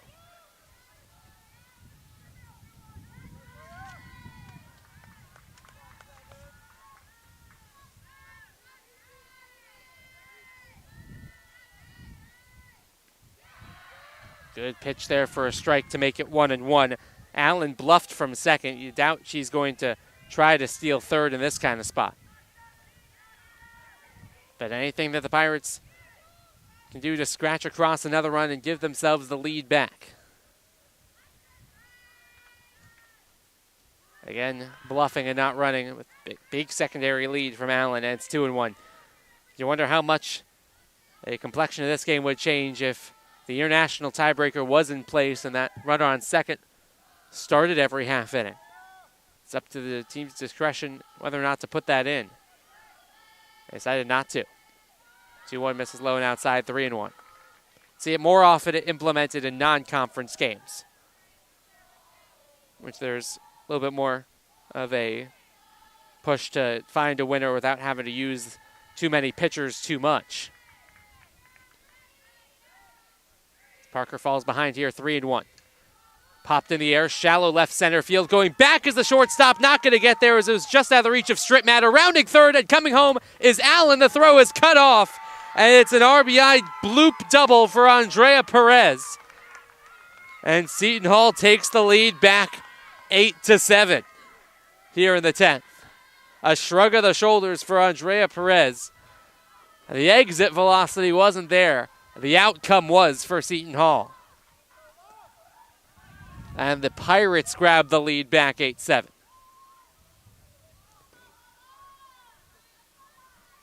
Now here is Kai. 2 walks, a double, and a bunt pop out for the number 9 hitter for Seton Hall.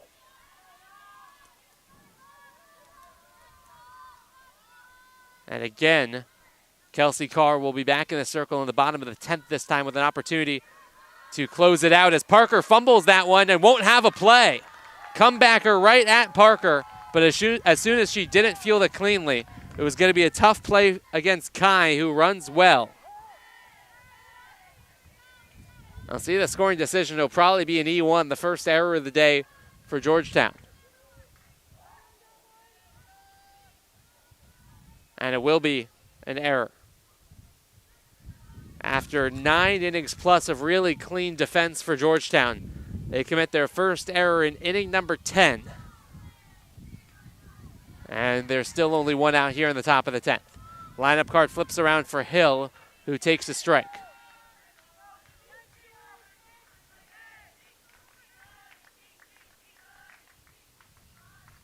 The 6th time through the order for Georgetown.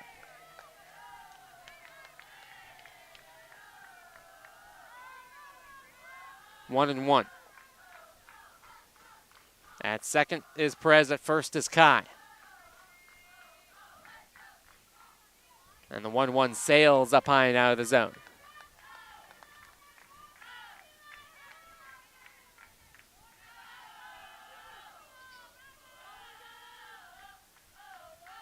Back in 2023, the longest game that the Pirates played was 11 innings. And that was the first game of a doubleheader against Lehigh. Ended up winning that one 6-4 in 11.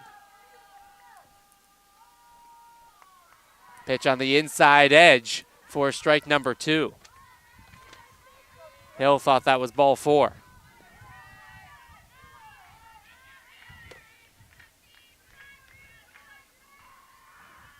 Instead, it's a payoff pitch from Parker to Hill with Carr waiting on deck.